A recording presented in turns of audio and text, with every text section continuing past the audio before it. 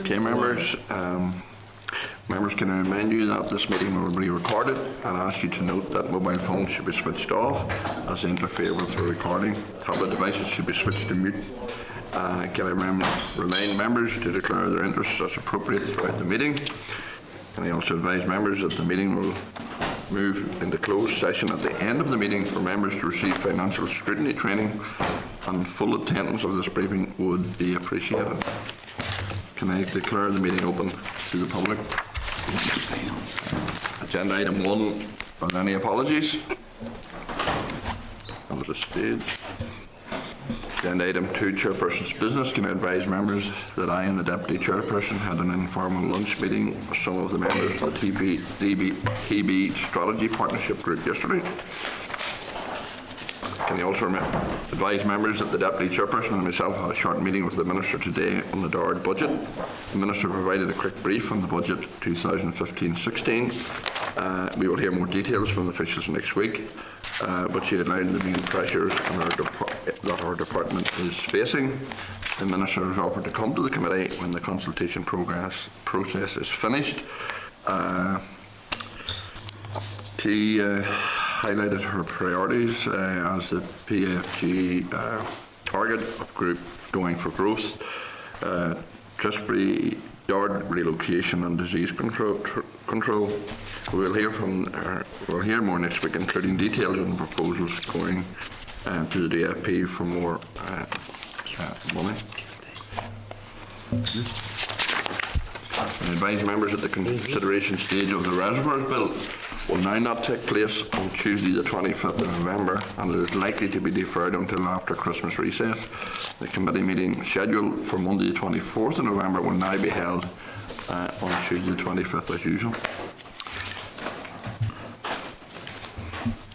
Agenda item 3, minutes of the meeting 11th of November 2014. Can I refer members to draft minutes of the meeting on the 11th of November 2014 at pages 6 to 11?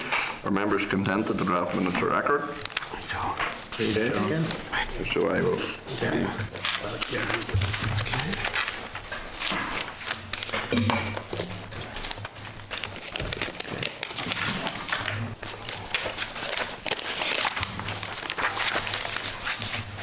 Agenda item 4, matters arising. Can I refer members to the matters arising at pages 15 to page 62? Can I draw attention to the first item at page 15? Last week we were discussing the joint event with the EDI Committee on the Going for Growth. It was discussing the same thing. The Committee for EDI had been discussing the very same thing as ourselves. The EDI Committee are suggesting joint committee meetings while we suggested a joint event. Can I suggest that the two chairs and clerks get together and consider the best way forward on that? Agreed. Agreed. Are members content to action the other matter arising as suggested an index sheet on page 14? Okay. Agenda item 5. We have an oral briefing now from the UFU on NIPSA, anti-poverty and social inclusion. Can I refer members to the memo from the clerk at page 64 and 65? A paper from the UFU is also available at page 3 of your table pack.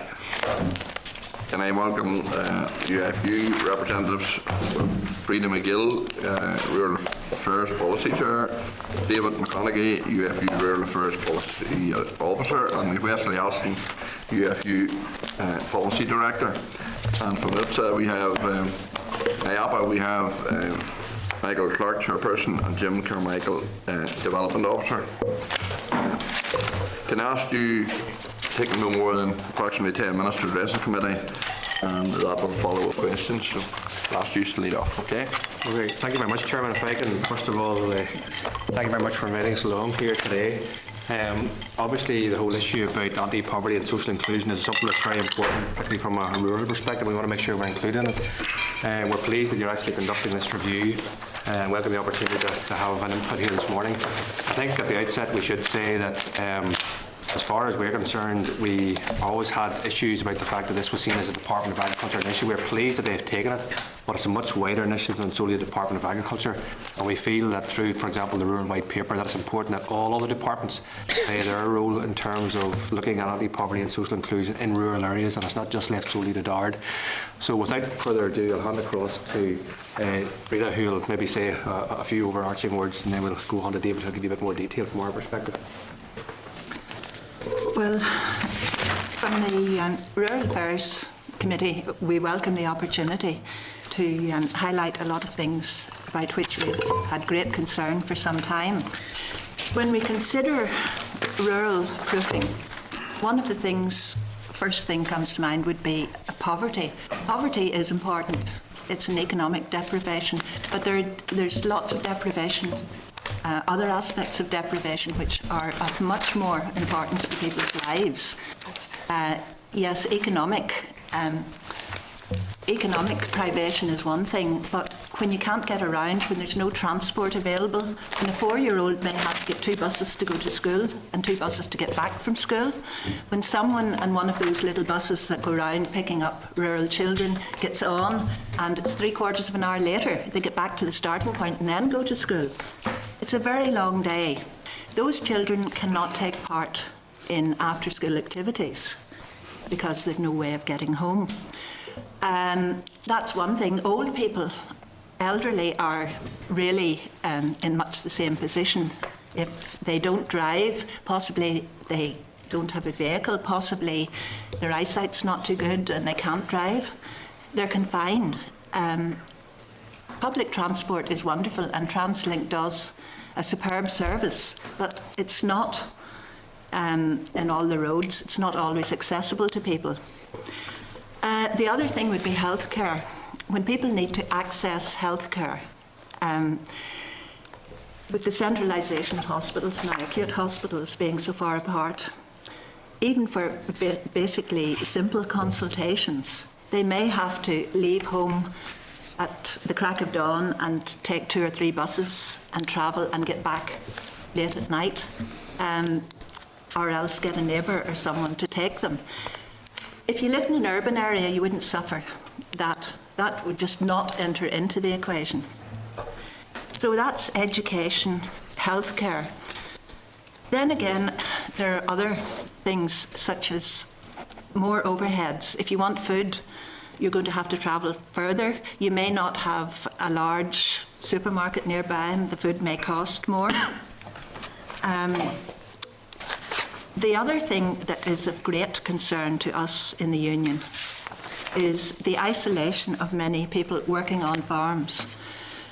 Because of economics, one partner of a partnership tends to have to go out and earn the real money. The other is at home farming. Now, I'm not trying to be facetious here. If you want cash flow, you've got to have a regular salary. The one person at home is carrying all the problems and the stress that comes with bureaucracy, form filling, inspections, trying to get everything right, trying to keep up to date with everything. And I've noticed in DARD that going along to some meetings, say about nitrates or something, you could have 4 speakers there. Each one knows his own field wonderfully, but can't answer a question on an associated field and has to ask a colleague. The farmers there have to be au fait with everything, and that's only nitrates. So this stress has a very bad effect on people, especially if they're working alone.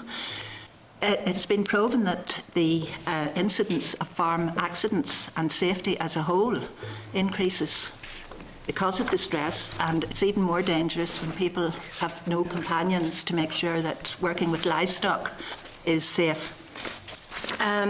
That leads to various forms of illness as well. It can do.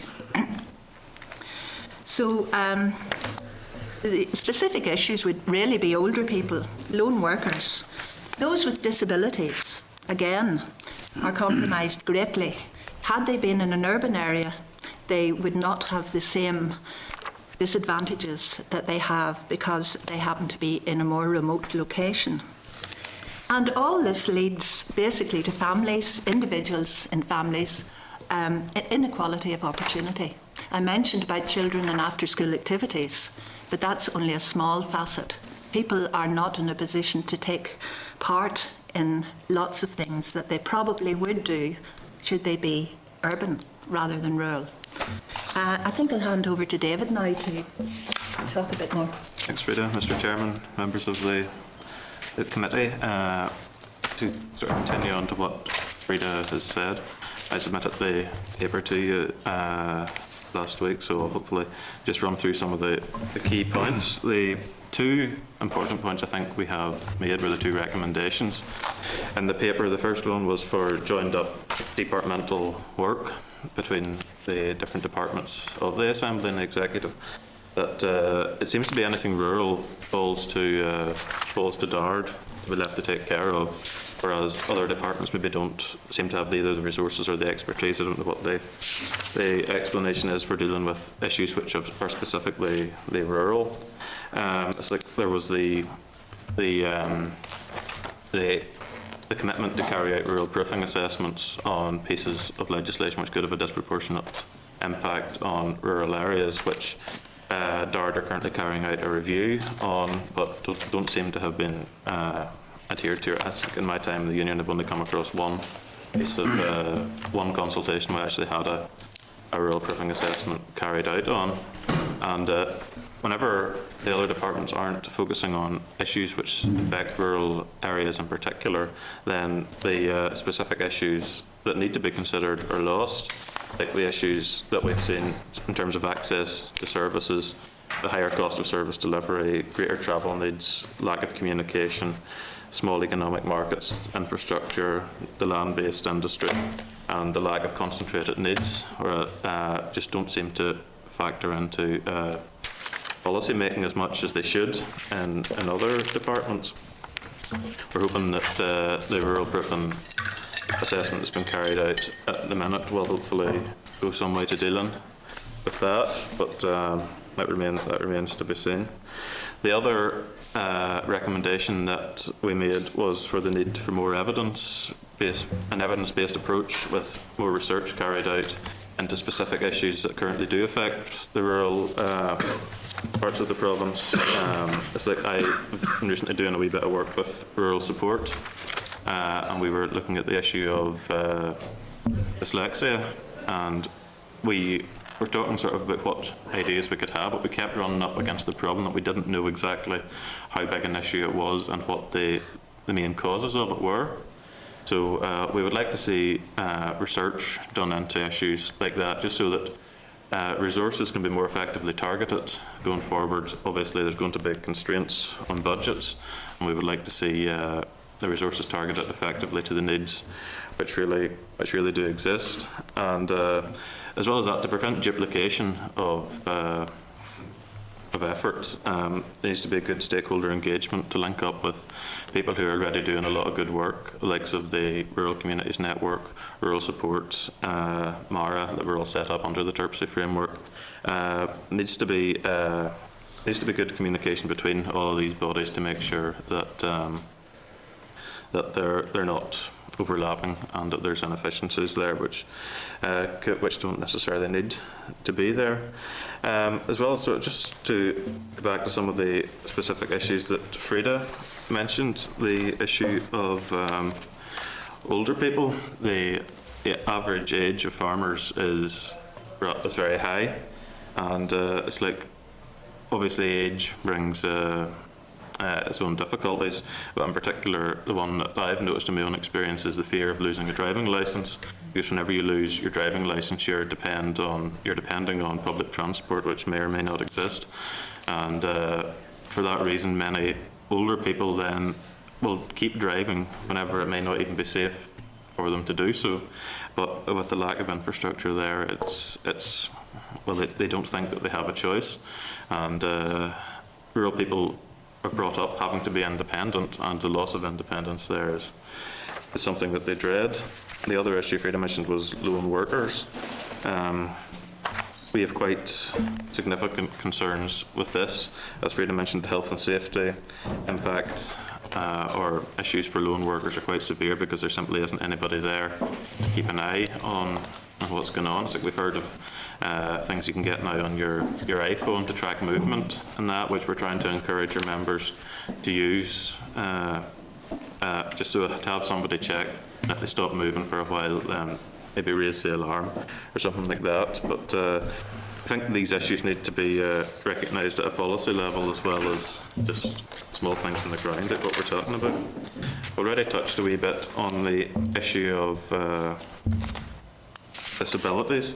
It's like just the statistics show that deaths recorded as suicide in rural areas increased from 47 in 2001 to 99 in 2010, which is quite a substantial increase and highlights a problem which exists in rural areas. Although the number in urban areas went up as well, but we think that the specific issues that we've already mentioned, which concern rural areas, need to be factored into any research that goes into the cause of these mental health difficulties in rural areas. Another issue that we have is vulnerability. Whenever you're living alone in an isolated area, there will be the issue that you feel vulnerable. We've seen cutbacks to the police service and other security services, and there is a perception in rural areas that police or whoever just aren't there anymore, which, especially with the ageing population, has led to some quite led to a lot of fear and anxiety among older people who just don't necessarily feel safe anymore. I appreciate that the police have to work within budget and they have to prioritise what they spend, and by and large we don't have any real issues with them, but it's just a perception that exists among rural people. Another one I'll maybe mention up is the lack of services which exist for what seems like certain groups in rural areas, for particular women. The one issue I've met with the Northern Ireland Rural Women's Network, and they've highlighted a number of issues, particularly to do with finances and caring, where the woman in a rural family is often left to look after her parents and husband's parents as well. And whenever you're isolated in that, with such a great commitment as these people have taken on, that's very isolating. And plus, by its very nature, it's a losing battle that you're fighting. And we think that support needs to be given for that particular issue. And with the closure of respite centres and things in rural areas, we feel that the needs of these people probably aren't being addressed as well as it could be at the minute. So I think that's most of what we could cover, but just if I could turn your attention maybe to the financial pressures on farms. As Frida mentioned, cash flow is a major issue for a lot of farmers. They're asset rich but cash poor, and that presents a lot of problems in real time, for paying bills, that sort of thing. And I know Rural Support have started up their financial stress mentoring scheme, which we've been very impressed with so far, and we hope to see that extended because the problem of financial pressures don't seem to be going away. Finally, the thing maybe mentioned is the definition of poverty that are used. I quoted from UNESCO in the paper. It says, to further develop the definition of the concept of relative poverty or relative deprivation, three perspectives are relevant. The income perspective indicates that a person is poor only if his or her income is below the country's poverty line, defined in terms of having income sufficient for a specified amount of food. The basic needs perspective goes beyond the income perspective to include the need for the provision by a community of the basic social services necessary to prevent individuals from falling into poverty. And finally, the capability or empowerment perspective suggests that poverty signify a lack of some basic capability to function. The multiple deprivation measure that's used by NISRA seems to focus disproportionately on the financial aspect of this.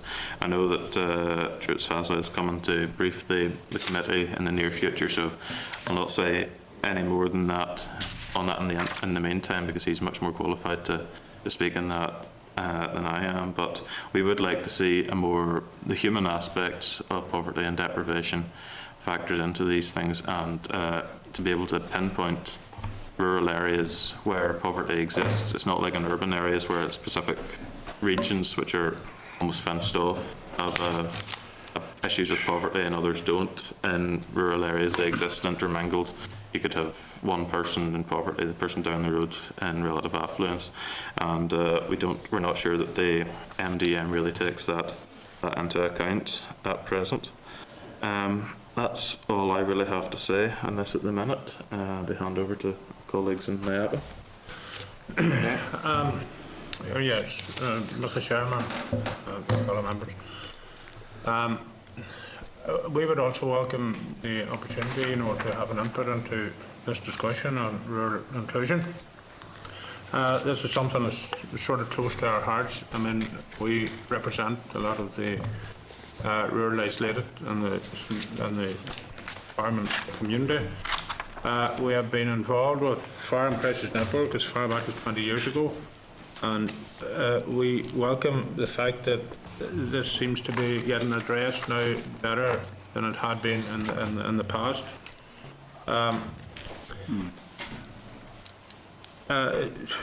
We also had were heavily involved in the campaign for the people in the isolated areas that had no water in the Farm Borewell scheme, and that has been largely a success. I know personally that we campaigned for 10 years for some of the people to get water, and it took a long time, and I know some of the things they're hard to get delivered, but hopefully, in the future, these things will become more available.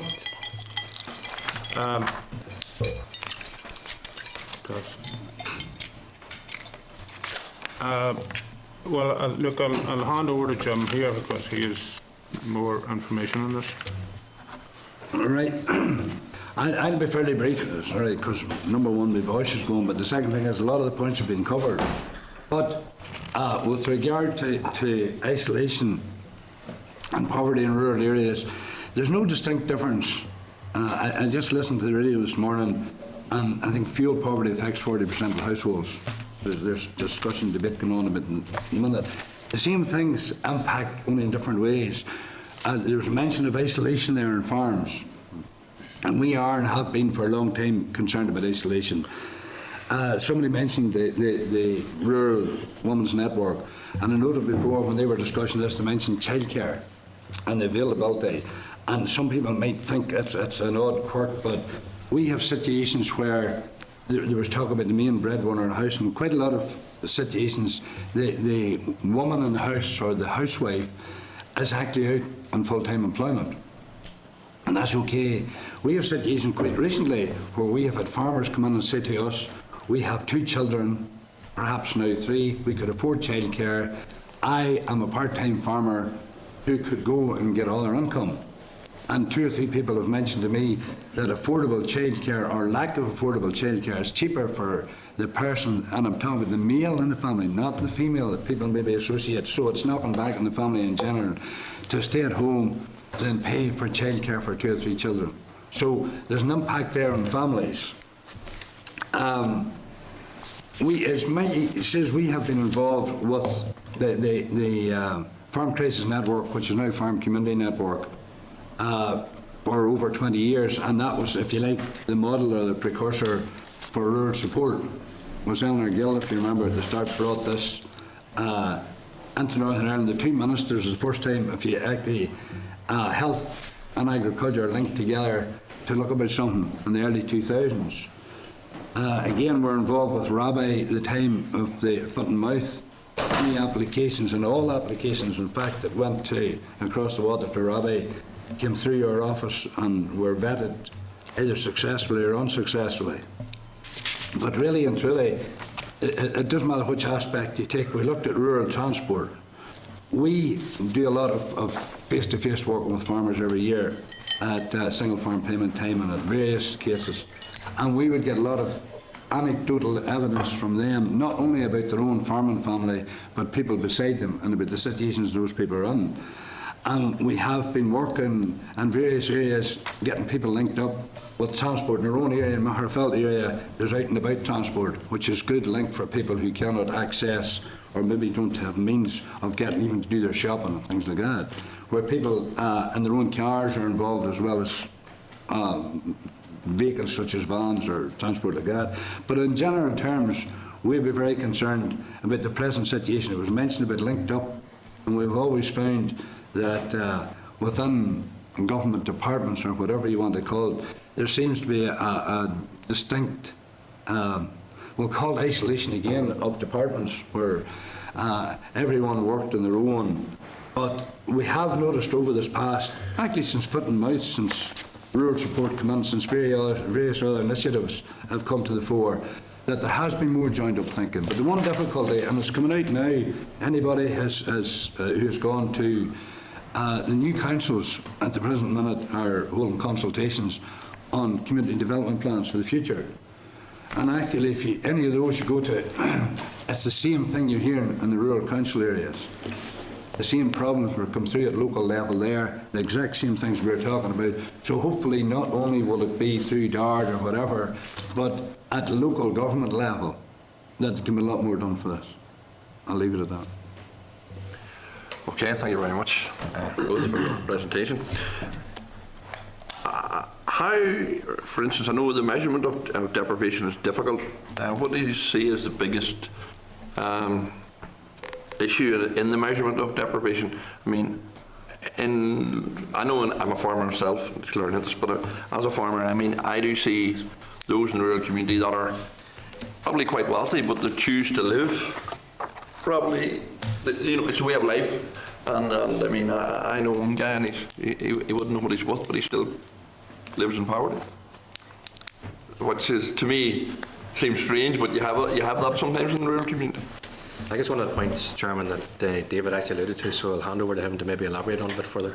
In terms of measuring deprivation in rural areas, it does seem to be the problem that it's difficult to identify exactly where people are in deprivation because, as I said, it's not segregated the way it could be in some urban areas. You could have one person living here in poverty, or relative poverty, and their neighbours give different levels of affluence and deprivation. So, whereas in the MDN, the way it measures urban areas, it is able to identify areas which are in need, but that's so much more difficult in rural areas. As well as that, it's the distinction between capital and cash. A lot of farmers have an awful lot of assets which, if they added them up as to what they were worth, would be quite substantial. But all those things are necessary in their business to keep business afloat. So if they sold off any of those assets, the business wouldn't be able to continue at all, which is part of the problem. So there's two issues there. The one is being able to identify which areas or which people are in need, we shouldn't say areas, for rural dwellers. And as well as that, the difference between cash flow and assets. There's also the issue, just when they mentioned cash flow, of debt. A lot of farmers had to borrow quite substantially to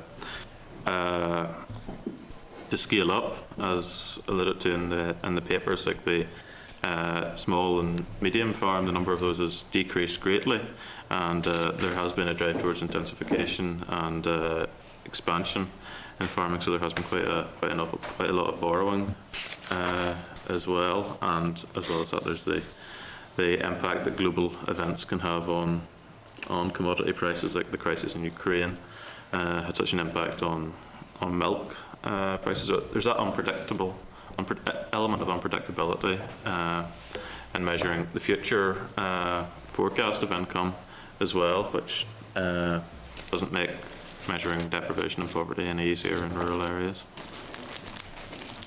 Okay. Joanne Dobson. Thanks, Chair. Can I thank you for your briefing? Can I also take the opportunity to congratulate the Ulster Farmers Union on the work you've done to highlight rural crime? We had an excellent farming conference in Crumlin Road Jail, of all places, a couple of weeks ago, so I want to commend you for the work you've done to highlight that. With reference to rural isolation, Do you feel, I suppose this, Wesley, would be primarily directed to you, do you feel that measures taken to increase farm safety reach farmers living in rural isolation? Because I feel all too often there's urban solutions to rural problems. So do you feel there's enough been done to highlight that? I think, Joanne, and I'll ask Frida Quinn as well, farm safety is a specific issue you raise. I mean, there is a sort of a difficulty in trying to communicate that to people who are more isolated. Yeah. Certainly in terms of the farming community, I mean, the normal sort of usual media channels we're talking about now through the electronic stuff like websites and all those sorts of things aren't there to the same extent. We depend very much on newspapers, local newspapers, and actually just word of mouth spreading around. And unfortunately, you know, because a lot of people are isolated, they don't have the same contact, particularly as they get older. And I think there is an issue about how you do communicate with them from, you know, trying to improve a farm safety particular viewpoint. Frida, maybe. Well, the union's part of the Farm Safety Partnership. I'm sure everyone's heard of it, working with the Health and Safety Executive and some other bodies, with DARD as well. In the Farm Safety Partnership, we've been working tirelessly to make sure people are aware of what's happening. Now, we've got a system going, it's really outreach, where we're training ambassadors, health and safety ambassadors, and they've got a basic training in health and safety on farms. Then they'll be going out to address groups like young farmers clubs, parish meetings, schools, any kind of organisation that they think they can go to. They'll go to agricultural shows, any kind of event, they'll try to have a presence. And we'll be more than willing to take up an invitation to address any group on health and safety. It sounds quite boring, but it's not. There's a lot of very, very good film material. There's a lot of very good literature and first-hand reports from people who have experienced accidents, which once you've seen one or two of those, you just don't forget. What we're trying to do is to take that out into the community, to all levels of isolation, all levels of community, whether it's busy, whether it's remote, and try to encourage people to come along to the meetings. Coming out from that, we've got our outreach ambassadors, and they in turn will be training what we call consuls, just behind ambassadors, people in the community well versed in health and safety that can actually colloquially talk to others at sale yards, at different meetings. So that's one of the ways we're trying to get the message across to isolated people. I think you can never underestimate the power of the rural grapevine and word of mouth. The supplementary then would be further and higher education colleges often offer classes in rural locations across Northern Ireland. I'm thinking about the Orange Halls, the church halls, the farmers' halls, and this often ensures that people living in isolated communities are able to avail of the importance of IT training and other specific topics.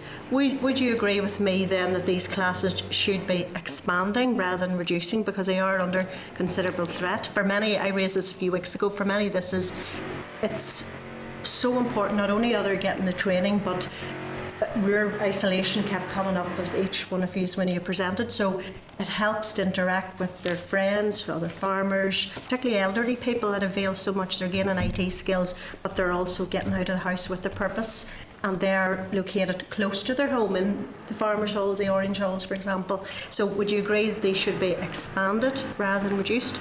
I would agree wholeheartedly, and I think DARD would be doing very well to help spearhead that. It happens to some extent, but very limited. As you say, it's a great way of getting a community, number one, together to relate to one another, but also the grapevine effect of things coming. There's so many changes coming now in agriculture, especially regulatory changes. And to get to people in that manner is an excellent idea, and it would be wonderful if DARD could follow that up with energy and vigour. Finally, Wesley, but has the union worked alongside the colleges to promote these courses? This is something I take it the Ulster Farmers Union would very much encourage? Have you worked alongside? Yeah, I think in general, I mean, where we're approached by a college about the courses they're running, we do try and communicate that as widely as we can. But certainly going back to Frida's point, the extension of services rather than centralisation is important, not just from the provision of the service, but also the establishment and building of communities. And that's sort of moving away from being isolated. It's much more than just the actual service in its own right. It's getting people And out of they're their so houses for a widespread reason. in the community. Yes, so anything that you can spread out more widely in the community, it's a reason for being there. A lot of people live in rural areas and don't even know who their neighbours are. So this is important. It's something Ulster Farmers Union get behind too. Great, thanks. Right, Thanks, Chair. Jim or anybody want to comment? Yeah. Oh, yeah, there are a couple of three things there. The farm safety, we're also involved with it, but the RDC are also involved with courses, as I'm sure you're aware, and agriculture, they're doing the same type of thing. But a number of years ago, we still would persist in saying that under Section 75, as far as rural areas and farmers are concerned, numeracy and literacy in a lot of areas are a particular problem as well. You don't see that until you get somebody to try and complete paperwork, and then you discover that perhaps they can't do it. One of the telltale signs is people coming with pre-signed checks. You know what I mean? Yeah. So the difficulties we've seen, and we've been involved in setting up classes. In fact, I'll leave you some paperwork. We did initially take on board, prior to Dard and these, where we had our own classes funded 10 years ago. I'll leave paperwork. We got laptops and held them here and there and got Dard people to facilitate them. We saw the need for this, and there still is a need for that. The difficulty is getting people in rural areas to participate.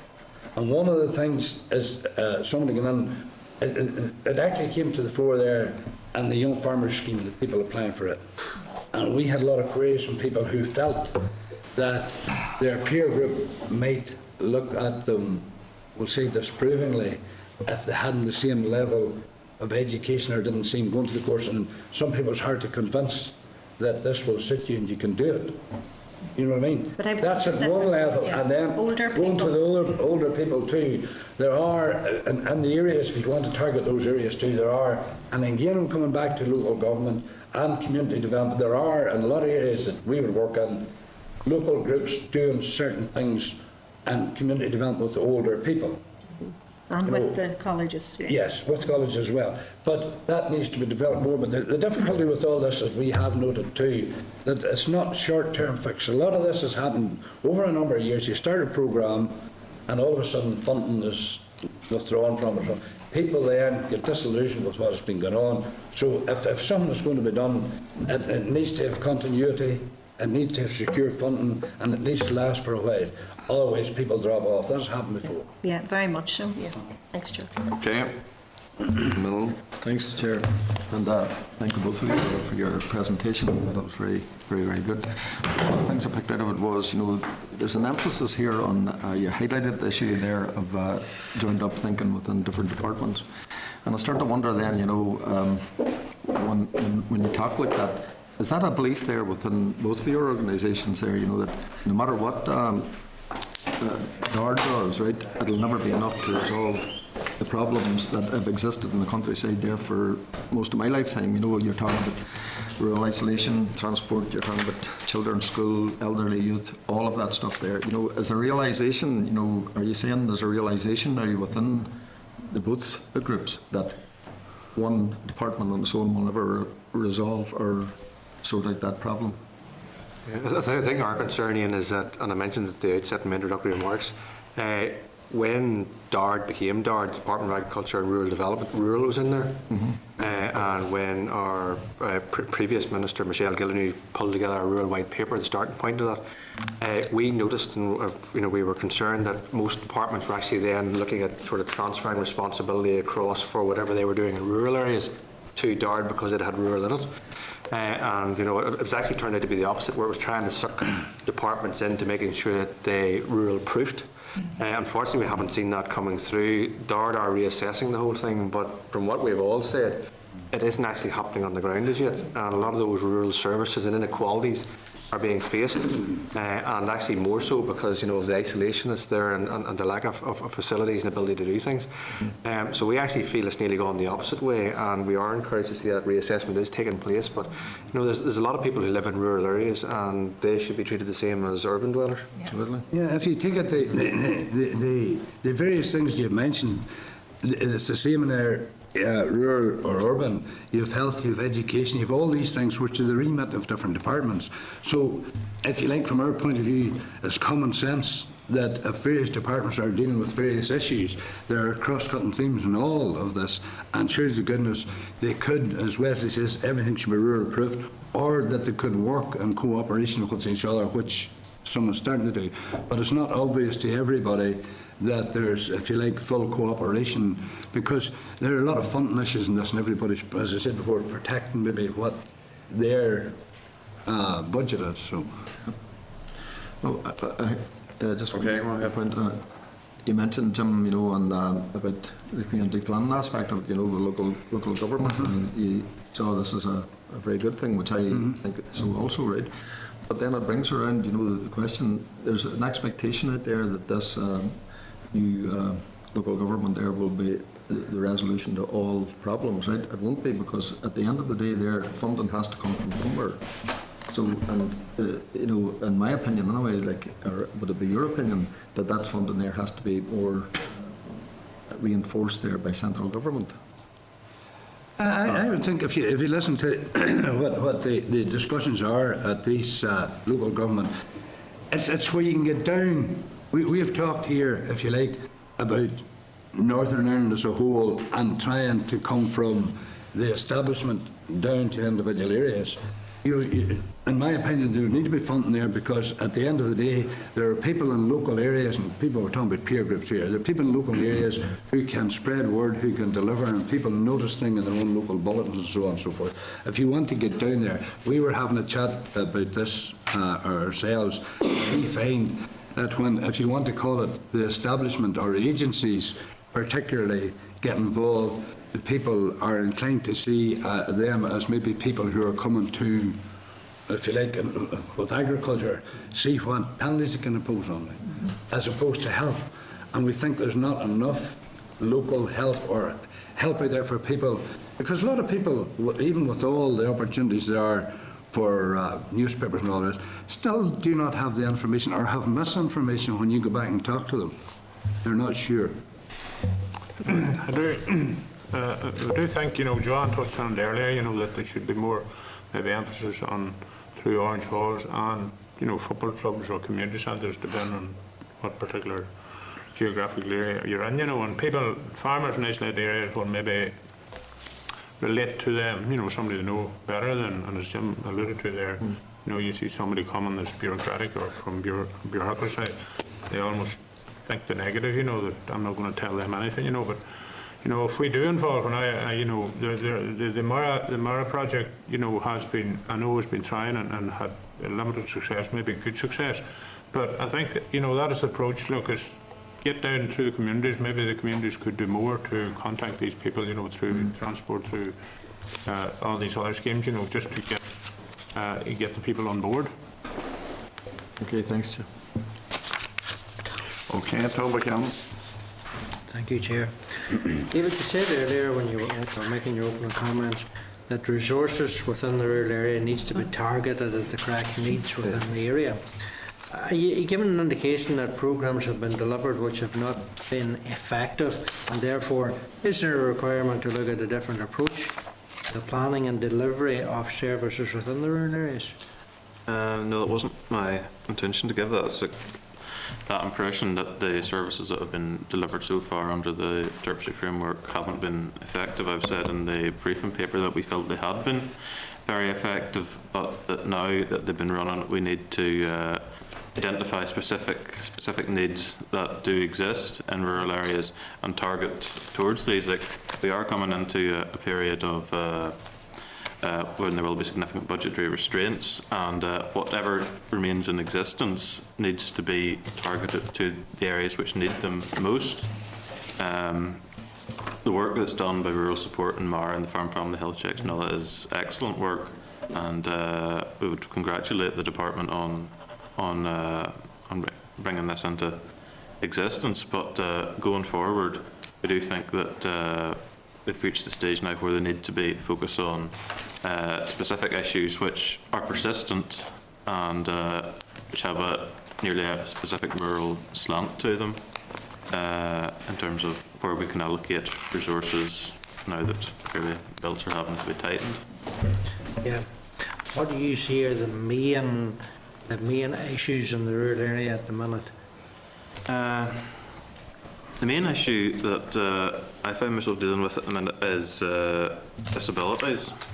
Like it was alluded to earlier, illiteracy is a big issue, particularly with the amount of paperwork that's now required. There seems to be a fear of paperwork among farmers who maybe aren't too, or have difficulty with literacy and don't feel comfortable doing it, but then they're terrified of being caught out almost by a mistake and then facing the consequences of that. As well as that, there's the issue of transport is another one we're dealing with.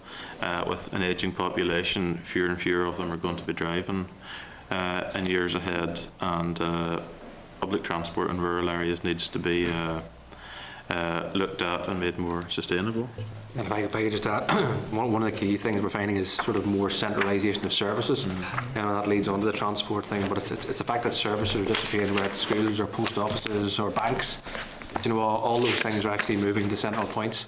And I know government haven't got all the answers and all the say in terms of what commercial businesses do, but that's actually making it more difficult for people in rural areas to sort of access those services. One of the other big issues, and it was touched on earlier, with the rural people, especially in isolated rural areas, is getting the engagement from them. Especially the more elderly, it's so difficult to get them to engage, no matter what type of event or function, whatever that you. So that. One of the problems, it really does come up when you're talking about engagement and dealing with increasing bureaucracy, is broadband. We've got very good superfast broadband provision here in Northern Ireland, but we can't access it in most areas. Sometimes it's because we don't have the right contact to the houses that will carry it. Quite often we just don't have any access at all, and it's the same with mobile reception.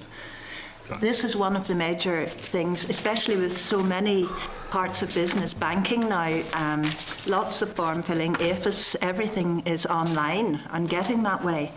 That means that if you have no access to broadband or even mobile network, you're disadvantaged, and you're going to become more and more disadvantaged as that increases and the need for that increases. It's not very long ago that the single farm payment form was supposed to be filled in online only.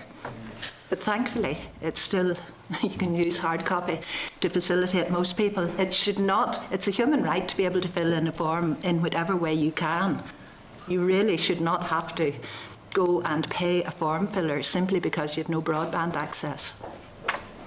Right, yeah. Okay. Sidney Anderson. Thank you, Chair.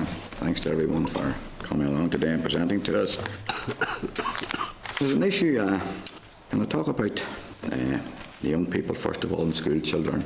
I think, Frida, it was you touched on some of our young children sitting on a bus maybe for quite a long time before that child gets to the classroom. And that's something that we all should be really concerned about, because young children getting up maybe at the very early hour and they get to school, and certainly does not argue well for their education. Have you done any work with education boards, or have you? We've attempted to. And that's why I'm coming to. What's the response, Sheriff? What's the feedback you're getting there? Nothing positive. Sometimes we're looking into it, sometimes negative. What can you do?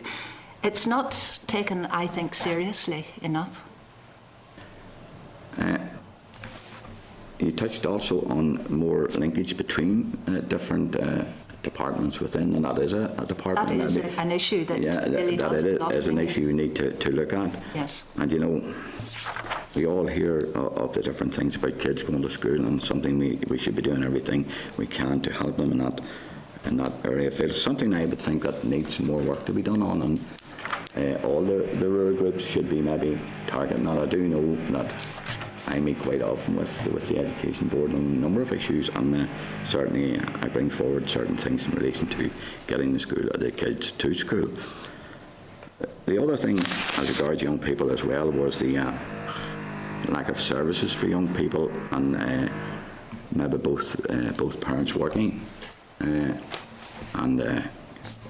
Have you found also there's a lack of maybe group play school facilities in a lot of areas? Are you having any issues there in getting places, the parents getting places for those children? It seems to be that over this past few years, there's more rural development of both preschool playgroups and after school through a lot of community development work. We can see that development. I wouldn't say it's totally covers rural Northern Ireland, but definitely if you go out into a lot of rural areas, you will now see more than there was before, and it's left more freedom for people to either apply for or access work outside the home, outside the farm.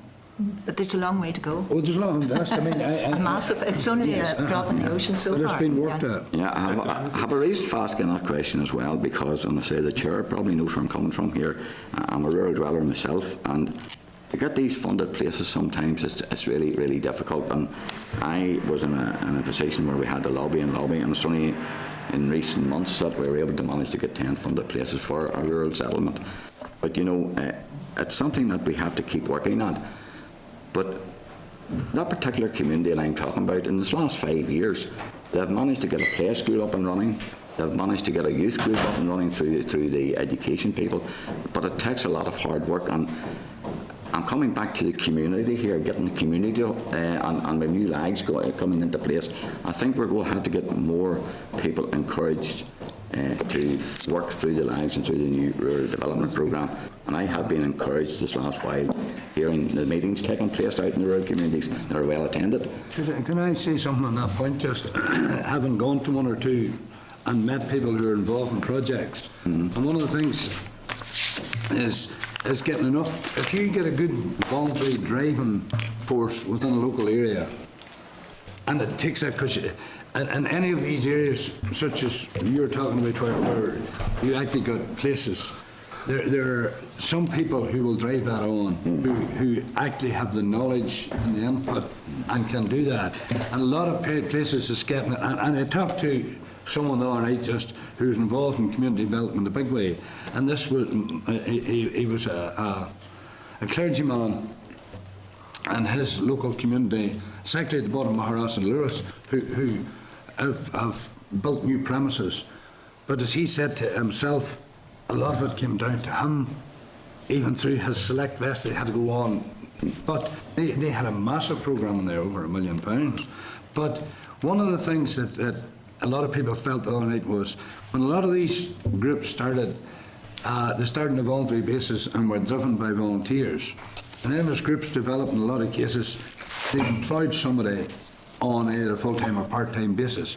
And what I've seen in community groups, that sometimes when someone's come in and is employed, the volunteers are inclined to back off, but I don't know whether there's agreement or disagreement with that. But community groups have come back to me and said, this does happen, to leave it then to the person. And then their contract's up, maybe halfway through a project. And then where's the group left? That's what I keep talking about, continuity. And as you say, you have to keep driving. If you want anything, you have to keep driving it. Yeah, I do think it has to be more voluntary, and you have to have that one or two people to drive things, because you're quite right, Jim, if you get maybe others in a paid capacity coming in, it can create maybe difficulties. But there are, I have personally witnessed quite a bit of movement, I would have to say, but that's not getting away from the rural poverty that's out there. We also know that, and the chair's touched on, where we can have rural poverty sitting alongside people with maybe who are better off, and that's to be noted. The other thing I would ask about is, I'll try and be brief, Chair, is in relation to planning and the rural planning. You're smiling. And you know, in my field of work, I get a lot of lobbying to help young sons and daughters and grandchildren of farmers to get them a planning application passed with the 1 in 10 as it is now. Do you see that 1 in 10? Do you think it should be changed in any way, or to encourage more young rural dwellers? Because we have these young ones who are still looking to live in and choose to live in the rural areas, even there is a lack of services. If I could maybe respond to that, Sydney, I mean, when this first came out, the 1 in 10 year rule, certainly there was an issue about bungalow blight in the countryside and all those sorts of things, and a lot of farmers were accused of actually precipitating that, but unfortunately we were going through very difficult times, and you were maybe forced to sell off a site to try and keep income coming into the farm or reduce debts. So we ourselves recognised that probably we didn't help ourselves with the proliferation of bungalows being built in the countryside.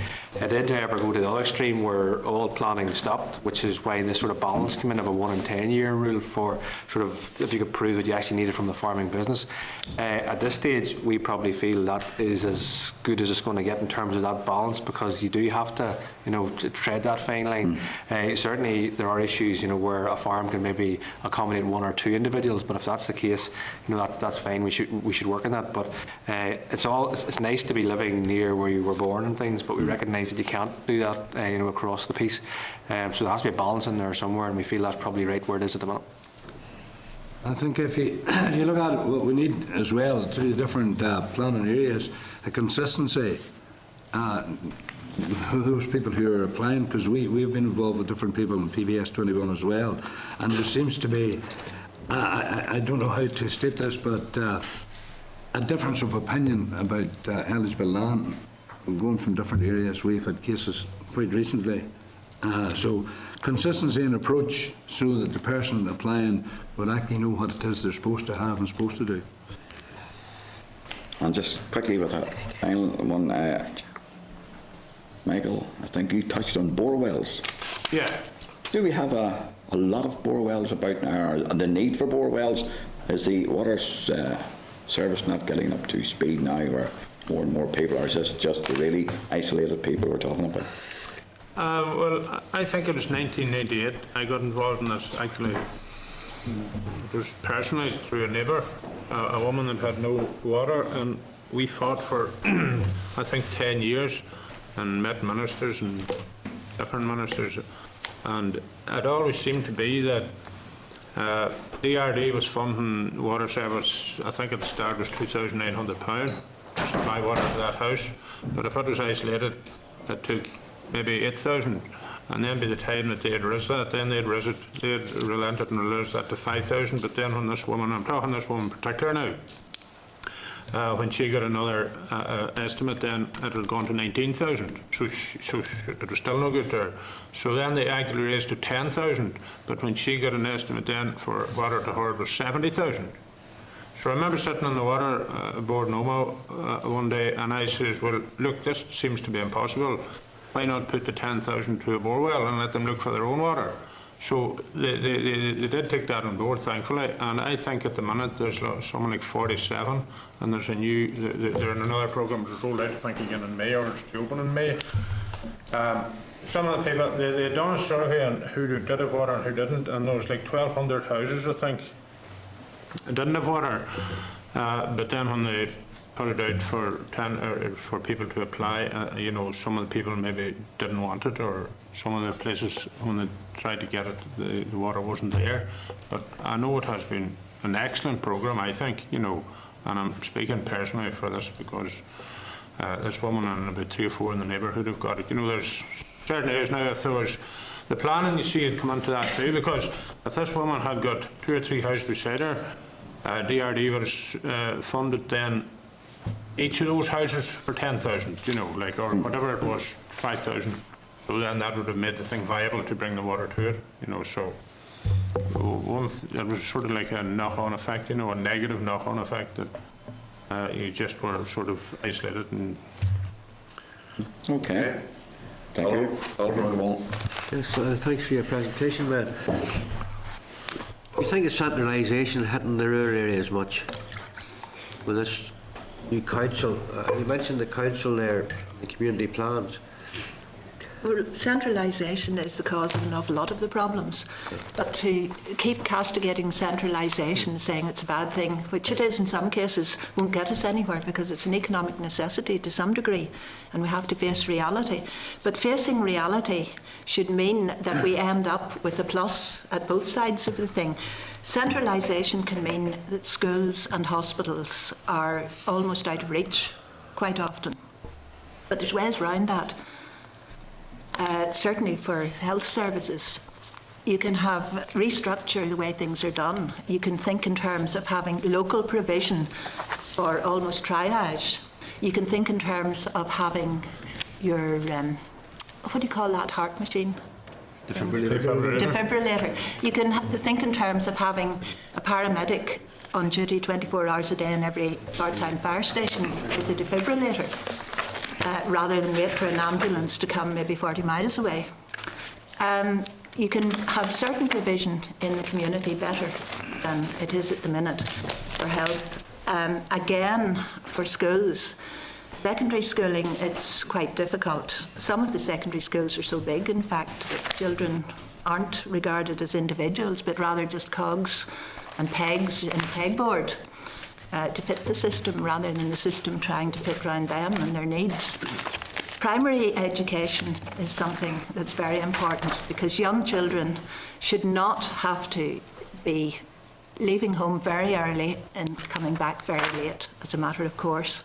It's exhausting. I'm sure if you remember when your own children were coming home from school, maybe they still are, how tired they are. For a child to be sitting on a bus for ages, again, it's unsafe. They could be hanging about at bus stops and places by themselves. It's not to be recommended. So in terms of education, certainly primary education must be looked at more closely.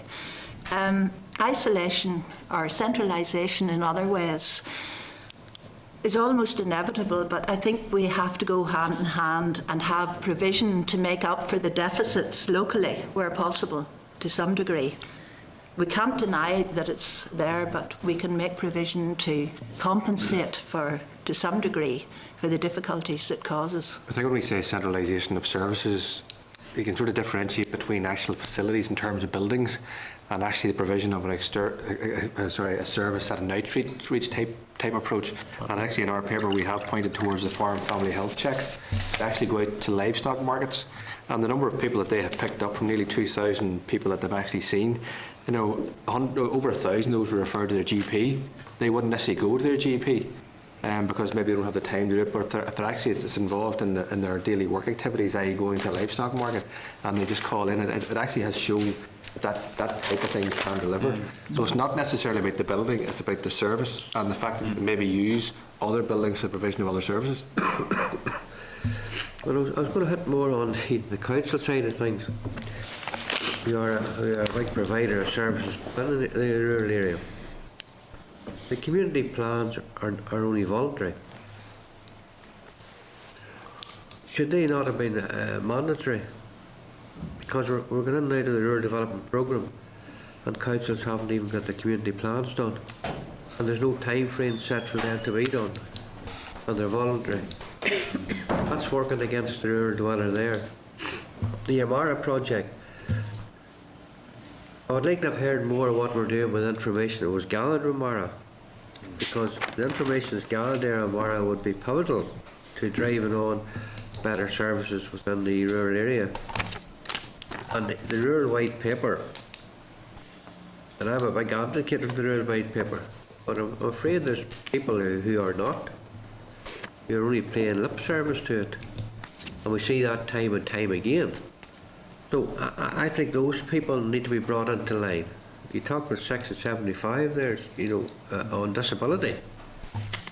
It's glaringly obvious that the rural white paper has not been adhered to, you know. And in a way, I do think sections of the rural communities sit back, you know, because it's not their fault. They've never been encouraged to come forward. And whilst those who make the biggest noise gets the biggest, sometimes gets the biggest attention, the rural dweller will sit back and he doesn't want to make a fuss. But I think you've got to go in there And what's gleaned of the Mara project, I'd love that to be used. I'd love to know that information is there, where it's going to go now. It's going to sit on the shelf. I can't actually comment on the Mara project, maybe some of my colleagues would, but certainly in terms, Oliver, of the whole issue about the thing around community involvement, we are actively encouraging rural dwellers, not just farmers, because farmers are very busy people, but certainly their families and sorts of things to get involved in what's going on in their communities. New local action groups for the Rural Development Programme through PCSPs, which are now looking at recruiting in terms of how you address rural crime in your area. It's only by actively engaging, and I say the problem we have is that typically, particularly the farmer has been too busy to get involved in all those things. They normally meet at times that do not suit farmers, and certainly I think that's an issue that we need to look at to try and get more people involved, because while you say they're voluntary, they're there, and you might as well make the best use of them as you can, and through community planning or whatever. It's only by getting involved that we can do that. And I think the setup of the new lag now is a good template if it's seen to follow through, because I said in the last lag, and after the thing was set up, there was like a disconnect, and the thing sort of went on, and there was no sort of feedback from different communities. Now they're proposing to meet at least the lag, the total lag members for at least twice a year, and any time they can come on and bring and lobby for certain things, and that's, I think, what we need is more ideas, from local communities. But it was touched on before about voluntary. Like most parishes or rural areas have some form of community. Should it be a GAA club, should it be a rugby club or soccer club, and it takes in a lot of the people, and they're mostly voluntary, and those are the people that get things done. The voluntary people will do more than the people that are getting paid, because their heart's in it. Yeah. And that is the way that we will reach, the isolated people. If they can't, then I don't think we can. Can I just be finished by saying that I totally agree with you there, Michael. I think in that sense here, these new councils now are coming in at the right time where they can, what a better word, latch onto that there, where they see, in the dispersed rural areas where councils now, where they would cost them to go out to deliver, they could help those communities to deliver themselves. Yeah. Instead of them, the community coming to the council looking for a pittance of £100 of a grant, they could be putting money in there and letting those groups carry on with that money and delivering what they are doing now, but a better job. Or those communities could maybe run a wee transport service, on their community, if they got the funding. And the last thing is, in rural poverty, it's an absolute disgrace that we are held to ransom by the global giants for profit when we can't even get gas into the rural areas, and everywhere else get gas, electric, oil. We can't get gas. All of that there, and we're at disadvantage with that because of profits by the global giant. Okay, Tobar. Thank you, Chair. Yes, Chairman, first of all, apologies to the guests. I had to go out for a question time, so I missed the thrust of the questioning. But in relation to the inequality of opportunity, it was referenced earlier on, I think, by David, or maybe Frida. What can be done, if anything, to provide something for young people? Because we have to look to the future in terms of apprenticeships or some sort of employment opportunities in rural areas, because I think it's something that has not yet been tackled. Have you any thoughts or ideas on? For younger people, it seems to be, this is probably just describing the problems, that if they want to proceed in life and the professions, they have to go towards the cities, because that's where the action is. Really, the only industry that seems to be rural specific is agriculture, but as well as that, there's also tourism coming up now. So I think maybe as a starting point, if we could start playing up the industries and future employers that are going to be part of the rural fabric, particularly agriculture and tourism, if we start creating apprenticeships and opportunities for young people within those sectors of the economy and highlighting the future that they have, then young people will get excited by those and join in with that kind of thing. But in terms of your law, medicine, engineering, it does seem to be that the opportunities do exist in urban areas, and how you would go about changing that for young people, I'm not 100% sure. It would take an awful lot of thought at all levels. If I may, Joe, just because I know that the Department of Education and Learning have appointed what they call skills action groups across various sectors, and one of them is just a sort of a group that I have actually recently been appointed to, as a food and drink skills action group, and they are trying to identify key sectors. So there's things like IT, there's things like medical care, that sort of those new products, and they actually have identified groups there, and they're actually looking at developing apprenticeships within the existing companies that operate there and how they meet those needs. So hopefully that will come through eventually, but I think, as David rightly points out, you have to get in at a very early stage and start pointing people in certain directions. And it probably goes back, I mentioned DEL. Prior to that is the Department of Education, and certainly what teachers are doing in terms of promoting the agri-food industry, for example, where we have specific interests, and we feel they could be doing more, and it's important that it's again a joined-up approach between most departments to show where the job opportunities actually lie going forward. And ultimately, I know we're focusing on the social inclusion side of things, but the anti-poverty one of the key ways of actually bringing money into the economy is through profitable farming and a profitable agri-food industry. So if we can create new jobs, have a vibrant economy from an agricultural point of view, then it'll certainly have hopefully a beneficial impact on poverty in rural areas. Yeah. Farmers can't keep money in their pockets, unfortunately. They circulate it. Okay, Chairman, just on that one, is it possible, or has it been in existence, some sort of an apprenticeship scheme for would-be young farm workers or helpers? Or do they all have to go to CAFRE and do a level 2 or level 3 qualification?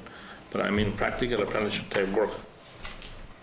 I think there was chat about one time before, there was practical apprenticeship work that actually was instigated by CAFRE. So, but the education as far as agriculture is concerned, excuse me, is mostly driven through there. Where we have people, I had somebody on this morning about the level 2 course, which not necessarily is only delivered by CAFRE, but the further education colleges really do that type thing. But the apprenticeship, I suppose it could be more effort put into trying to get a practical apprenticeship, because from our opinion anyway, that education, the technical aspects of farming tie hand in hand, and that's why when some young farmers came to us and said, look, I left school at 16, 17, I don't maybe have the education. A lot of the work that's done is technical, but we have to get back to the situation as can the industry then afford to pay these people? Because look at Northern Ireland as a whole. Agriculture is one part of it, and it was mentioned there about doctors and so on and so on. A lot of people, even in what you might call the higher paid professions, can't even get work in this province. And I know we're talking rural here, so there's one thing with the agricultural sector directly employing, but then you have other sectors who basically in a lot of areas have moved out of rural areas. Thanks, Pedro. Ian? Well, thanks, Chair. Sydney had brought it up earlier there, about the 1 on 10 year rule, and you're aware of the single plan policy statement, almost with us. Have you made any representation to the department, to change the rules within that? I'm thinking here now of the 10-year rule, of the new development clustered with the farmyard. There's problems with all of that, and then we talk about the rural communities, and we talk about isolation. But are we thinking there of 75 or 80% of the rural population there is non-farming country dweller or rural dwellers, right? And have we made representation to enlarge, to the planning department, to bring them into the picture, if you like, along with farmers. At least the farmers there have an opportunity to ask for planning, but non-farming country dwellers don't. Have you made any representation to the DOE minister? We actually haven't, but a few years ago, before planning policy came on here, this active subject came up at a question time in Westminster, and we don't, as a farming organisation, we do not have any objections to people born in the rural areas having a right to live in non-farming people having a right to live in rural areas. They, in some cases, are accessing sites at the present minute through agricultural businesses.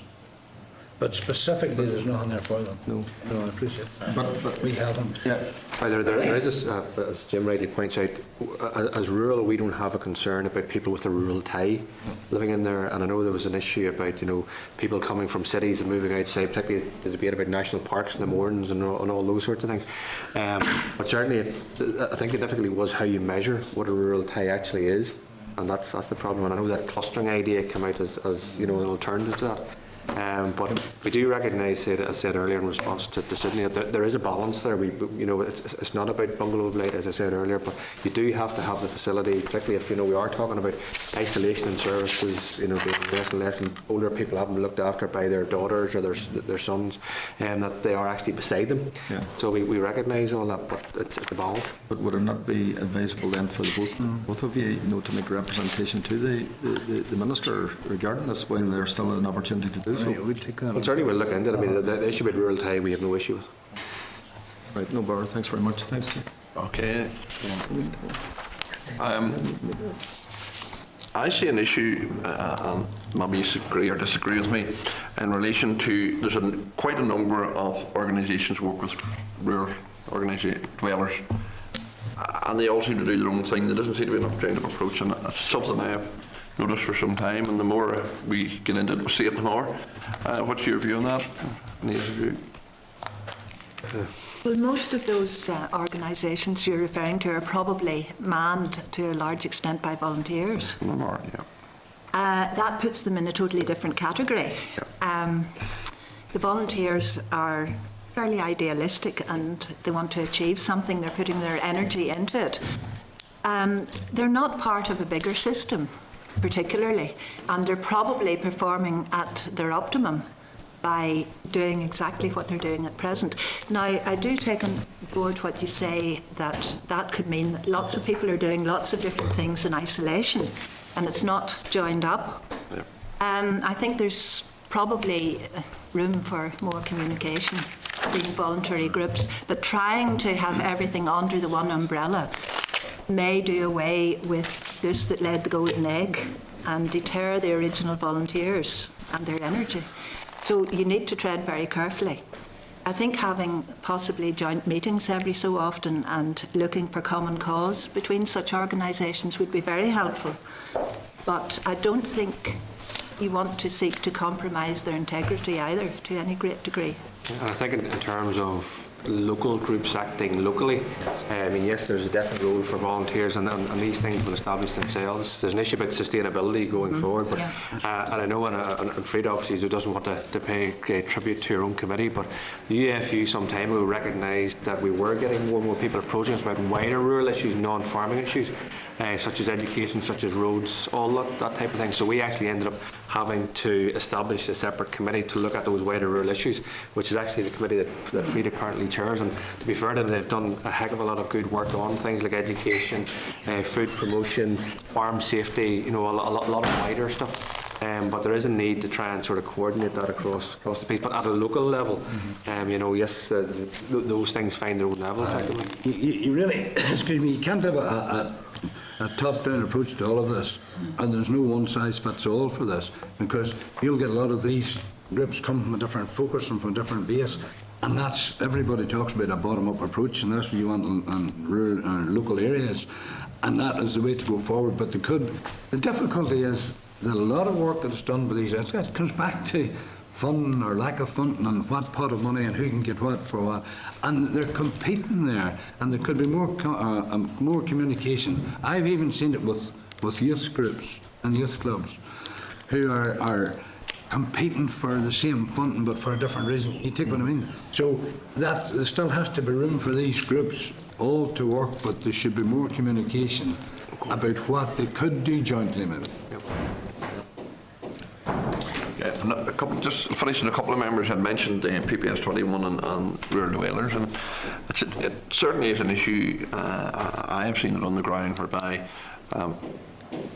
two different families just over this last 2 weeks whereby some of the younger members want to remain and build on the farm, and it's not always practical to build beside or adjacent or with existing buildings, and they've been turned down because the land adjacent to those buildings is too exposed. I mean, it is an issue, and it can be very frustrating for young people that wants to remain on the farm. So I think it is an issue that The other point to bear in mind is if you're having more and more family centred in a cluster, you're going to have more and more toddlers running about.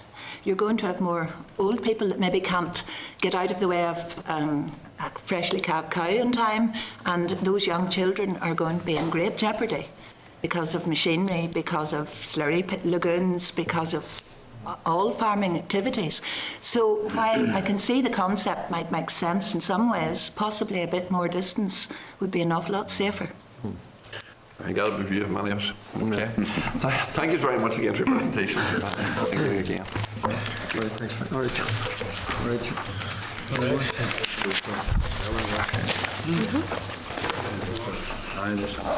I don't want I'm not worried. Half an hour here and there doesn't bother me. You have a dose now. You have a dose for the thing. Aye, I'll have it on this week. I will indeed. Thank you very much. The voice just went clean. Take a little bit of those. Thanks. Yeah. Right. Answer? Whenever you're ready, that something.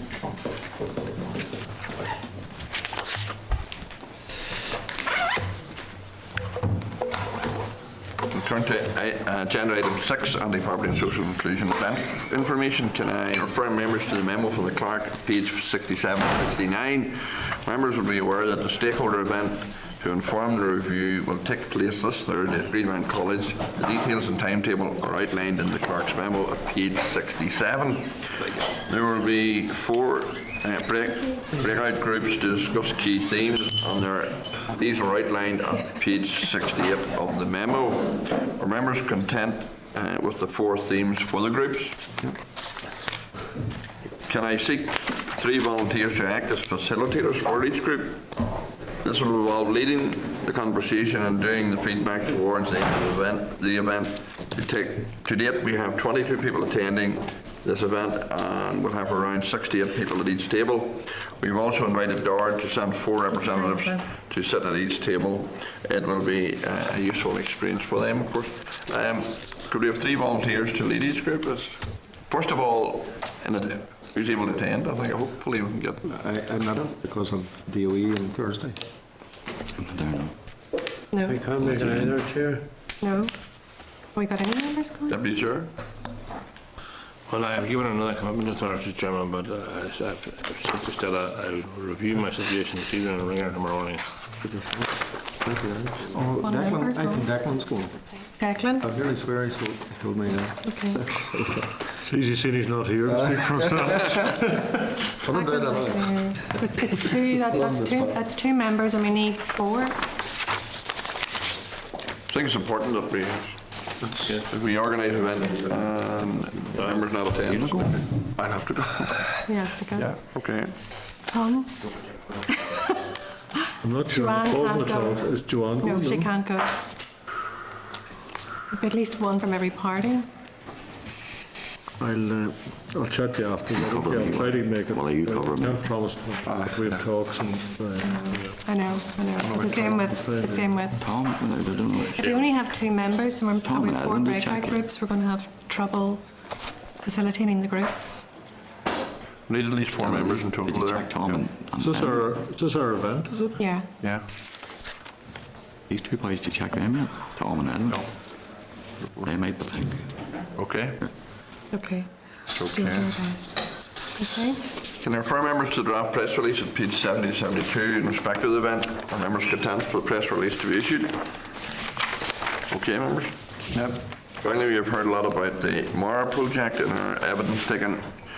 Nearly every witness has held it up as an example of the best this programme actually delivered. And I also seek agreement that we seek an oral evidence session with some of the Mara project leaders. There will be an opportunity to hear in depth the benefits of this project and how it can be maximised in the future. Yep, we're happy. Okay.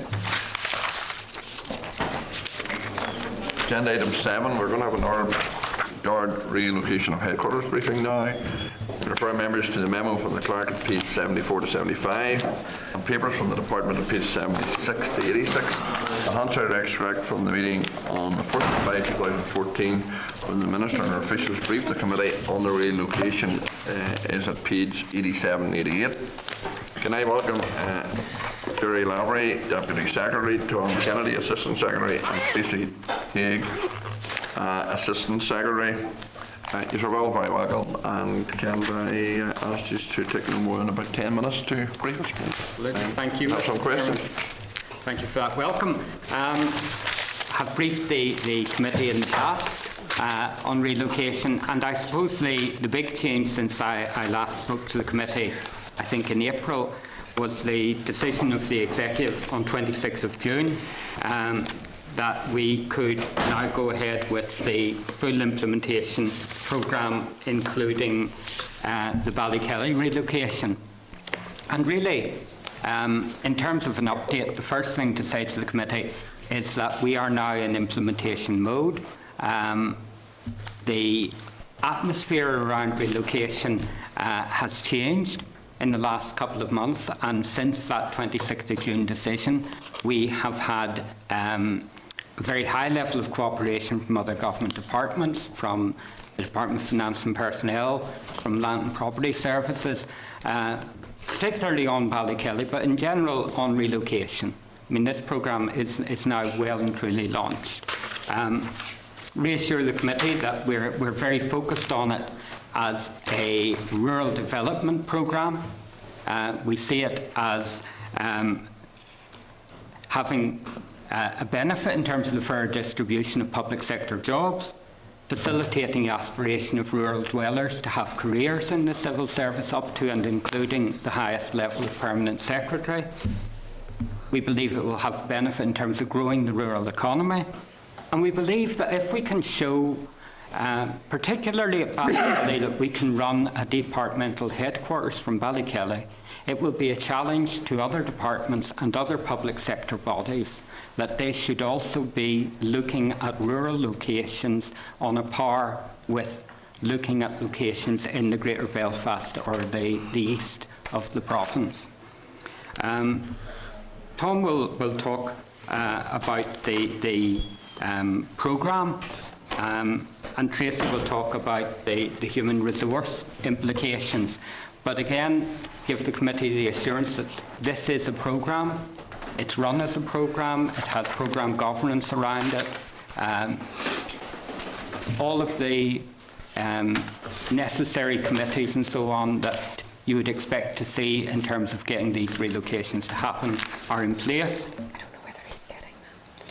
I've been going around talking to my staff in particular about the relocation programme, and the message I've been giving them is that this is going to happen and they should plan their careers accordingly. I am 99.5% confident that this is going to happen, and my advice to them is to plan on that basis. And of course they can plan on the possibility that it won't happen. I would not encourage that. We have also, as we went along, to an extent tried to take the risk out of the relocation programme. We have, as the committee knows, split it into the 4 relocations that are taking place. We have phased it, so the relocation at Ballykelly in December 2017 will be a 400-seater new build, followed by a 200-seater new build in 2020. We have focused the Ballykelly relocation on the functions you would expect to find in a headquarters. You would expect to find our top team there. You would expect to find our central personnel, our central finance, our corporate services. That's what's going to be there. And to an extent, even focusing on those central services takes a lot of risk out of the programme. It means that we're not going to be taking a large number of professional and technical jobs to Ballykelly in that first phase. It means that the skills we're looking for in the first phase are widely found in the civil service. So we're looking all the time to business continuity. We're looking to continue to deliver the full spectrum of the Minister's priorities and her vision. And finally, from me, just to give the assurance that all the time we are aligning this process with other change in the department, whether arising from the budget or arising from our own ambitions to have a new target operating model. So I hope in a better position than I was in April to give an assurance that the relocation programme is very much on track. If you'll permit me, Mr. Chairman, I'll now ask Tom Kennedy to speak a little bit about the slides that the committee have. Okay, thank you, Jerry. I'll just briefly run through the slides if you have them in front of you. In terms of the slide 2, the relocation plans, Jerry's touched on that on the way through. Our target dates have been set, and that's what we're working towards. I included a little diagram there in terms of where the jobs will be around, or where the relocations will happen around Northern Ireland, just to give you a feel for the distribution across the piece. And obviously a small hub in Belfast where we could have touchdown space and maybe a small number of people there, but as far as HQ are concerned, this is where it's moving to. If we move on to the slide then in Ballykelly itself, I thought it might be just interesting to give you an aerial view of where the site is. Something happened in terms of the blue circle. It dropped down in terms of the conversion, but effectively we are at the right-hand side of that site. Approximately 14 acres we'll be using there. And Jerry talked about there'll be 2 phases of development. The first phase for 400 seats, and that building will be designed in such a way that it can be extended there. The actual construction cost in around that space around about 14 million for the first phase, and another 6 for the construction alone. Obviously there are other things that need added into that. Moving then to Loughry. Again, they are sort of pointing to the direction. It's dropped down a little bit here, but the building, there's an existing building which will be demolished and replaced by this new one. Opposite that building is the existing Rivers depot, where they have technical bits and pieces. So that's the design, and the plan again for that is March 2016 to make that happen. In terms of rough capital costs around that, about 2.6 million, and moving that forward, and it will be a building that will accommodate 85 workstations. Moving on then to Forest Service, that's the picture of the front door of Enniskeen House, which is a building on the Belfast side of Enniskillen, and we've got existing staff in there. So the plans to sort of refurbish and open that building up to accommodate the Forest Service staff, and work's ongoing at the minute with Central Procurement Director to get the design of that right and work that through, they and Property Service. In terms of fisheries then, moving to Downpatrick, the accommodation, we asked Properties to research accommodation, and the accommodation we found is in Downshire, and work has been on to agree the leasing arrangements there, so suitable accommodation has been found there to make that happen, and we've agreed heads of terms and are working that one through. Just important to touch on the engagement. Tracy will pick up on some of this in terms of the HR. You know, obviously extensive engagement with trade union and with staff to make this happen, the size of this project. And we published the Equality Impact Assessment in August, a fairly extensive piece of work, and obviously ongoing in terms of keeping yourselves and dealing with the questions. One thing internally, we've got an intranet with all the information on it for staff, which they will use. Finally then, from me, in terms of next steps, we're moving into a phase now where we're looking at sort of detailed design and making sure the layouts and so on are fine, and planning approvals. I should say already the planning approval has gone in for Rivers in Cookstown, and obviously working up then to the Ballykelly one, which we need to have approved by August of next year. And working on tender documents to make that happen. So there's a whole programme around that to move that forward on the 4th, and one of the big strands in all of that is HR, and very briefly, we get Tracy to update you on that. Obviously, one of the biggest issues is the impact this will have on staff. So, to give you assurance that a HR strategy has been developed and is currently being implemented. The key aspects of that HR strategy is around the relocation of staff for those who want to go, the redeployment of staff for those who don't want to go, and obviously new staff in, other staff out, and the knowledge capture and transfer to enable business as usual to carry on throughout throughout this whole process. So the HR strategy, as I say, has been implemented, and it has a certain plan of action to cover us from 2015 to 2020, the full transition period. Work's underway to work out the processes and the mechanisms that will work across the NICS. This is an issue bigger than DARD. So we'll be working with other departments and corporate HR to make sure we do have the facilities and the mechanisms to enable that transfer of staff in and out of DARD. One of the key issues of this was to actually question our staff in terms of their preferences. Do they want to go? Do they want to stay? And surveys have been carried out on the staff who are in the posts in all 4 of the new locations. So we have the results of that. So that means we have an indication of the scale of work in terms of how many staff want to go with their jobs. In addition then, we have commenced a survey NICS-wide to ensure that we have captured the number of staff across the NICS who actually would like to work in the new locations. So really what we're going to have is staff in DARD who maybe wish to go, staff in DARD who do not wish to go, and we've captured the amount of staff in the wider NICS who would be interested in moving to the new relocations. That survey completes on Wednesday, so we haven't got the full details yet, but what I can say, early indications are very positive, and certainly they're indicating there's a demand in the rest of the NICS for posts in regional locations.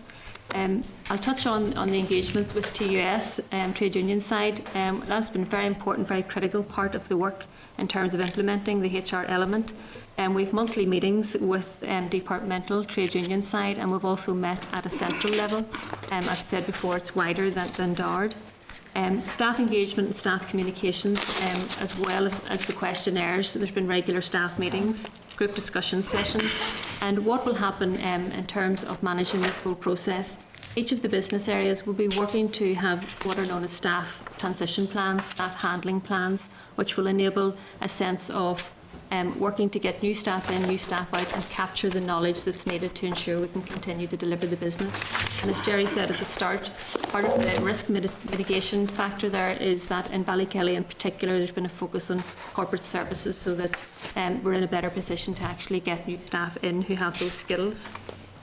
In addition, just to mention the equality impact assessment, obviously that did indicate that there may be groups who are adversely impacted, people with dependents, people of different ages, people with a disability, and also between men and women generally. So we are obviously have mitigating actions to address those issues, relocating staff in a managed process, providing flexible arrangements, are just some of the actions that will be taken. But in addition, the EQIA recognised that the relocation also will impact positively on current and future NICS staff by showing that there are jobs and there are promotion opportunities in locations outside Greater Belfast. So in summary, that's the HR strategy is being implemented. Okay. Thank you again for your presentation. And can I say first of all that we have, as a committee, I'd be concerned that the brief doesn't include a budget for relocations, and I think in future we'd expect a much more detailed brief on analysis of the budget and its expenditure, you know. So I think Margaret would like to put down, I think we're disappointed. Mr. Lowry, when you discussed this with the committee in July, you mentioned, and I quote, "We will be in discussions with EFP on aspects of the business case." Can I ask why we have not seen the business cases yet? And again, as a marker, let me say that receipt of the business case is a minimum we would have expected today. Yeah. I mean, this particular project has always had an issue about the business case. When the Minister indicated that we were going to relocate to Ballykelly, I asked for a direction that would allow us to do a business case based on Ballykelly alone. So it's not a classic business case. It doesn't look at the full range of location options because it is based solely on the best and most efficient way of relocating to Ballykelly. As such, it's currently at outline business case stage. Once we get the final figures in response to tenders, we will put those into that business case, and we would then make the full business case available. So no difficulty about giving the committee access to that case when it's available. In the interim, what we can say is that the overall Ballykelly relocation is ballparked at £29 million, £29.3 million, or £29.7 million of capital and £11.3 million of resource. And that amount is a commitment from the executive. Okay. One would have thought the very first thing that you would do is build your business case before any further decisions would have been made. And you're saying to me at this stage that hasn't yet happened. We have an outline business case. I think what I would say to the committee is that talking to economists, they would say that a job in Dundonald is the same value as a job in Fermanagh. So moving the Forest Service from Dundonald House to Enniskeane House, there is no economic benefit. And I can understand their argument. On the other hand, if I were living in Enniskillen or operating a local business such as a coffee shop in Enniskillen, I might think that there was a benefit coming my way. And the business case has a real difficulty about doing that, about actually attributing that benefit. But we know as a department, and I think we know as a committee, that placing public sector jobs more fairly, more widely across the rural community in Northern Ireland will bring a real benefit. And we're already seeing that. The effect of saying that the department will locate its headquarters on the former Shackleton Barracks site changed quite dramatically, I believe, the marketing of that site. And whereas a number of years ago there was very limited expression of interest, OFM, DFM are reporting that there is a much more positive attitude to the Shackleton site. So what you're saying is very difficult to get a business case to stack. It's very difficult to get a business case to stack in the terms of a business case. The economists will not let us put in the intangible benefits that we see, and therefore we have limited the business case to what is the most efficient and effective way of doing it at Ballykelly. The answer to that is a new build, a phased new build in 400 seats, December 2017, a further 200 seats in 2020. Tom Elliott. Chair, thank you, and thanks for the presentation. First of all, can I ask how many staff are employed by DARD at the moment, total? Approximately 2,000. All right. Approximately 2,900 full-time equivalent staff. 2,900. Okay, thanks. And how many of those are based at Dundonald House? In the region of 800. Okay. So you're planning to have 200 less at your new headquarters in Ballykelly? They include both the staff here in Fisheries and the staff who are in Forest Service who are going to Enniskillen and to Downpatrick. I'll come down to Enniskillen in a wee minute.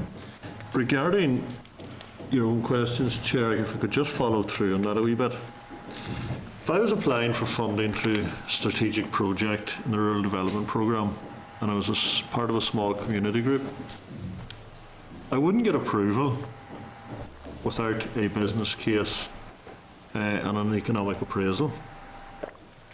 So I'm sorry, Mr. Lavery, it seems to be do as I say but don't do as I do, because you're ignoring all the realities of good governance by bringing forward a proposal for a new headquarters without a business case. Is that reasonable? What I've said is that we have an outline business case, which we can make available to the committee if you wish. It will be informed in due course by the cost of the actual building work as submitted in tenders, and will then be a full business case. That's the way that you would approach any project of this kind. What I have also said is that a business case will not resolve the issue of exactly where do you put a new departmental headquarters, because it won't weigh up the intangibles of placing it outside Greater Belfast. So you're actually going to go ahead with a project with a business case that doesn't stack up? Chair, I find this incredible, actually. I haven't said the business case doesn't stack up. Quite the contrary, I've said the business case will lead us to the best way of putting a departmental headquarters on the Ballykelly site. What I've said is that choosing Ballykelly was the outcome of a process which weighed up around 23 locations according to 9 socioeconomic indicators. It looked at precisely those factors that we are aiming to impact: fair distribution of public sector jobs, impact on local unemployment, impact on local youth unemployment. The issues that are at the core of rural development were the issues that led us to select Ballykelly. The top 2 sites, the top 2 areas, that came out of that process of 23 areas evaluated objectively were both in the northwest, Strabane and Limavady. The Minister chose Limavady on the basis of the availability of executive-owned land and buildings at Shackleton Barracks. So overall, forgetting about those issues, overall, does it stack up as a good business proposal? I think it does. The Knoll House is past its sell-by date. For the last couple of weeks, we had 2 lifts out of action out of 4 lifts in the main lobby. Today, you could best describe the building as inconvenient in that you have to tour the building to look for a working convenience. This is a building which is tired. We have to move. I hope that we can stay in the building until December 2017. We have to move, and moving from that building requires appropriate accommodation, which could be located in Greater Belfast. But the Minister has decided that because we're a rural department, because we should be close to our customers, the best place to put us is in a rural area, and to take the opportunity to demonstrate that you can run a government department or a major public sector body from anywhere in Northern Ireland. And by demonstrating that, we will challenge other public bodies to look seriously at rural locations. Well, I think you could make that stack up anywhere, that you can run a department from anywhere. I don't think there's any reason why you wouldn't do that. The point I'm trying to get at is, does the proposal stack up in good governance terms and in business terms? You've been conflicting what you've said, Mr. Lavery, because earlier you said that you couldn't make a business case stack up. Now you're saying that it is a good business decision. We're saying... I think I'm confused about what you're saying. I'm saying that at the top level, a business case won't decide for you where to put a government headquarters. When you decide on that location, as the Minister did, the business case will decide the best way of doing it. And the business case is telling us the best way of doing it is a new build on the Ballykelly site. You decide on a headquarters, you decide on a location first, then you make the business case suited. I would imagine, I'm no historian, but I would say that the decision for all of us to sit in this room reflects a decision taken around 1920 based on the availability of land and the idea that we would form a government headquarters here. I don't think it reflects anything else. And similarly, in time to come, when we sit in 2020 and look back from Ballykelly, we'll say, yeah, the decision to move on to the Ballykelly site reflected the availability of land and the idea that we would have a government headquarters in a rural area. I think there's no... Okay. Can I ask one question on Enniskillen, just about Forest Service, Chair? Forest Service was supposed to come into Enniskillen with 100 jobs. It seems to have drifted down to 60 after a number of years. Whereas has the other 40 gone? I don't think that the figure of 100 is one that I've ever referenced. We talked about moving the headquarters of Forest Service, and the operating model for that headquarters is currently 60. So is there only 60 there at the moment? I believe so. There's 15 staff already there, and there's a further 60 to go. Yeah. So there's only been 60 all along in Forest Service? No, there's 15 already has moved as a result of the relocation, and a further 60 to go. So it's going to be 75? Yeah. Okay, thank you, Chair. Okay, Edwin Fitch. Thank you, Mr. Chairman. What are you going to do with Dundonald House? Happily, it's not our problem. It's not our building. It's a DFP building. So it'll be for DFP to decide what to do. But certainly they have, for instance, in the workplace NI programme, their ambition was to either refurbish Dundonald House or replace it with a similar building, a building of similar scale on the Stormont estate. What purpose, if you move the Department of Agriculture out of it to the main occupant? They might well wish to have other occupants. As I say, our interest would actually be to lobby for more government departments to look at the option that we're taking, to look at moving to rural areas and bringing the benefits of public sector employment there. Okay, so we're going to be spending 30 million on new buildings, and then we're going to spend whatever it's going to take to refurbish Dundonald House. So I think that would have difficulty stacking up. The business case that we're looking at is purely limited to the Department of Agriculture and Rural Development, and no decision I am aware of has been taken by the Executive or the Department of Finance and Personnel in respect of Dundonald House. And do you pay DFP rent for the building?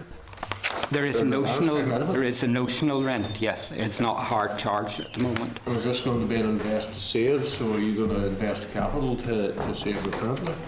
There will be an effective saving. As Mr. Elliott pointed out, we intend to have initially 400 workstations in Ballykelly. Modern appropriate accommodation will allow the use of those workstations by a larger number of staff. You do not today build a workstation for every person on the basis that a number of them at any time are going to be out with customers, with farmers and so on. So there will be a saving. Well, has the most recent issues around having to save finance and therefore there's going to be considerable voluntary early redundancies thought for? Have any implications? Because I think you're looking at close to 2,900 staff now. Yeah. You could be looking at 2,500 staff by 2020. Perhaps less, I don't know. But you know, does that have any implications on? It doesn't. It does indeed, Mr. Bruce. I think this was done a couple of years ago. The initial process. So is that going to be revised now as a result of that? As I said earlier, our effort has been to take the risk out of this project as far as possible. We have fastened on building a 400 workstation building. We have identified today the initial 360 or so jobs that we would like to relocate there. That may change as a result of reconfiguring the department. If it does, then we will have to identify further posts that we would allocate to that phase 1 move to Ballykelly. Or you could revise the project downwards? That is possible, although it will depend on the point at which all of this becomes clear as to whether that would be an option. Thomas, what do the quality impact assessments say about the areas that you were moving to? Because it strikes me that all of these areas would have a majority to a greater or lesser degree for one particular community. I don't think that it gave us a strong view either way. No. the main issues I think about sort of, as we imagine these things about sort of dealing with people with disabilities, for instance, there was no particular angst about the issue you mentioned, Mr. Poots. I suppose the other issue was about people of particular age as well. If we were moving and they were near retirement, would we be able to accommodate that? So all of those things we factored into the HR strategy in terms of dealing with them. I suppose the other point to just register is that effectively we're looking at a project which will result in posts currently held by people resident in the East of the province, in the future being held by people resident in the West of the province. Both groups, by and large, are already employed in the civil service, and at the civil service level there won't be a change in our make-up on a community basis. We're simply going to substitute one group for another, but they're already, by and large, employed in the system, and hence why we're going through the surveys that Tracy described to identify people who are currently commuting from the northwest to Greater Belfast and who would wish to work in Ballykelly. I don't accept that at all. I think that there's a, you look at there is just outside Londonderry and a skill in Cookstown and Downpatrick, and there's a significant propensity towards the national community there. And I'd be actually question the quality impact assessment if it doesn't identify that that is an issue. I would suspect that that hasn't been carried out correctly. We'll look at whether there's anything in the EQIA that we could draw to the attention of the committee on this point. But I would just emphasise that the approach that we're taking, in terms of, for instance, the fisheries position, by and large, the people who are currently doing fisheries work, half of them will relocate to the posts in South Down. Another half of those jobs will be offered to people already in the civil service who wish to work in the Greater Downpatrick area and who will therefore vacate posts in Greater Belfast that people currently working in fisheries will move to. It is not going to change the composition of the civil service by doing this. Not in the immediate future. Not in the immediate future, but over the course of 10 years as people retire, a lot of these jobs will be filled by people from the local community, and consequently there will be a significant change in the workforce pattern. So there is a degree of political engineering that has taken place here in terms of creating jobs in the Department of Agriculture for one section of the community.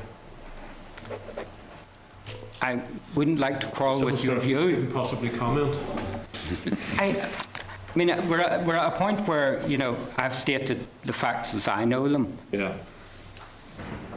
Okay. Joanne Dobson. Thanks, Chair.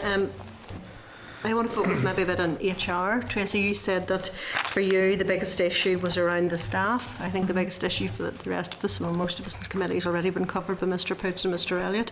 But anyway, regarding HR, you're moving staff in two phases, 400 first and then 200 second. So can I ask, what are your estimates of the cost of each phase, both in the terms of HR costs, potential redundancies and indeed staff training, which would be required to fill specialist posts? I'm thinking in particular including vets to take up the post in Ballykelly.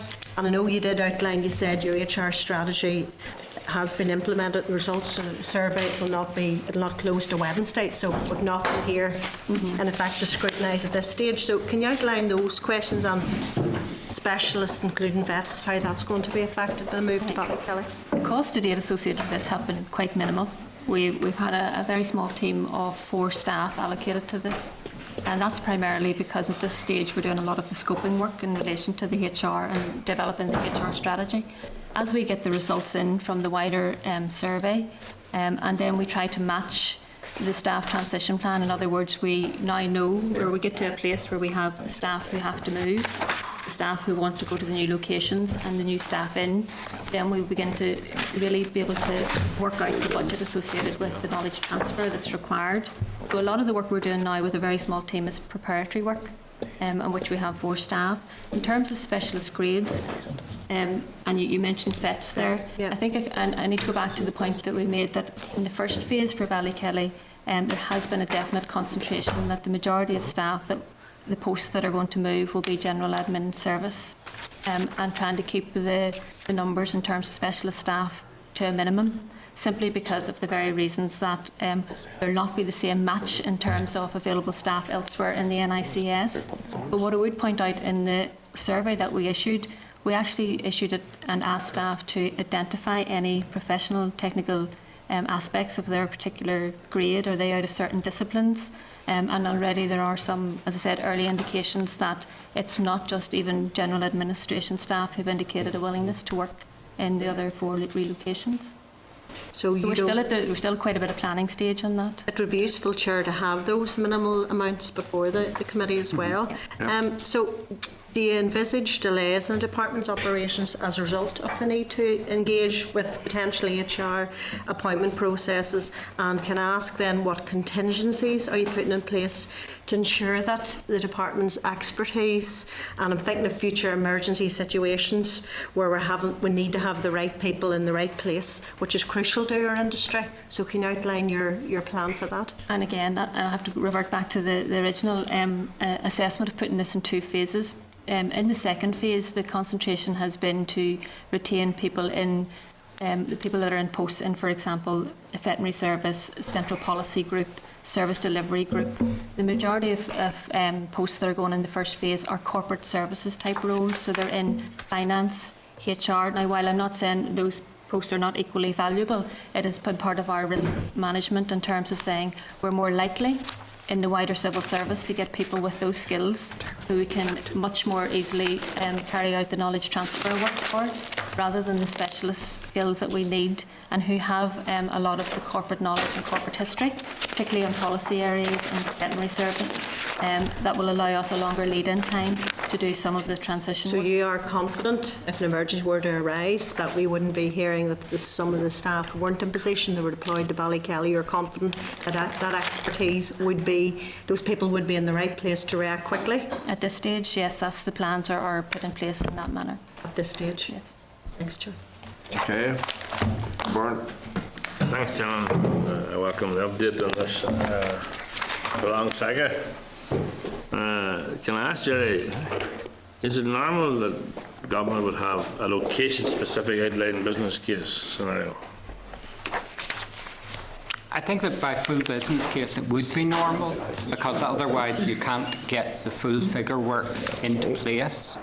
I think that my concern, as I said earlier, is that there is a natural tendency for public bodies and government departments to assume that they will locate in Greater Belfast.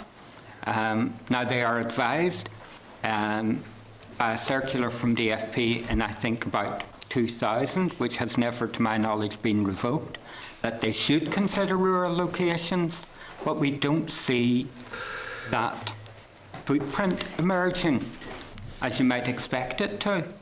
You still see a default position of office space being taken up in Greater Belfast to the detriment of rural areas. Yes, I get the attention. In relation, however, to a private developer-led office accommodation facilities, does that criteria apply here, or is it that DARD have chosen a site owned by the Office of First Minister, Deputy First Minister, and want to build a building at their own capital cost, rather than go out into the private rental market and locate where there might be more cost-effective opportunities available? I think that the whether there would be a rental option is bound up with the location. When we discussed this in the early days of the project, one of the issues that was obvious to us was that if you selected Greater Belfast, yes, there is a market there, and private developers will put office accommodation on that market for rental. If you select a rural location where you're likely to be the only viable occupant long term, then it's unlikely a developer is going to join with you. And that is certainly a factor that will affect people's decisions on location. So in summary, this is a highly specific, prescribed scenario, and there was a decision taken outside of normal rationale to locate at this particular location. I think that's not totally unfair. If it were a decision taken on the basis of a full economic appraisal that included all options at all locations, then you wouldn't need a decision by the executive on the 26th of June. The reason that this was at the executive was that it had to be a decision based on a policy of dispersing public sector jobs to rural locations. That's the real basis on which the executive took the decision. And yes, it is therefore a prescribed decision that the department will relocate its headquarters to Ballykelly.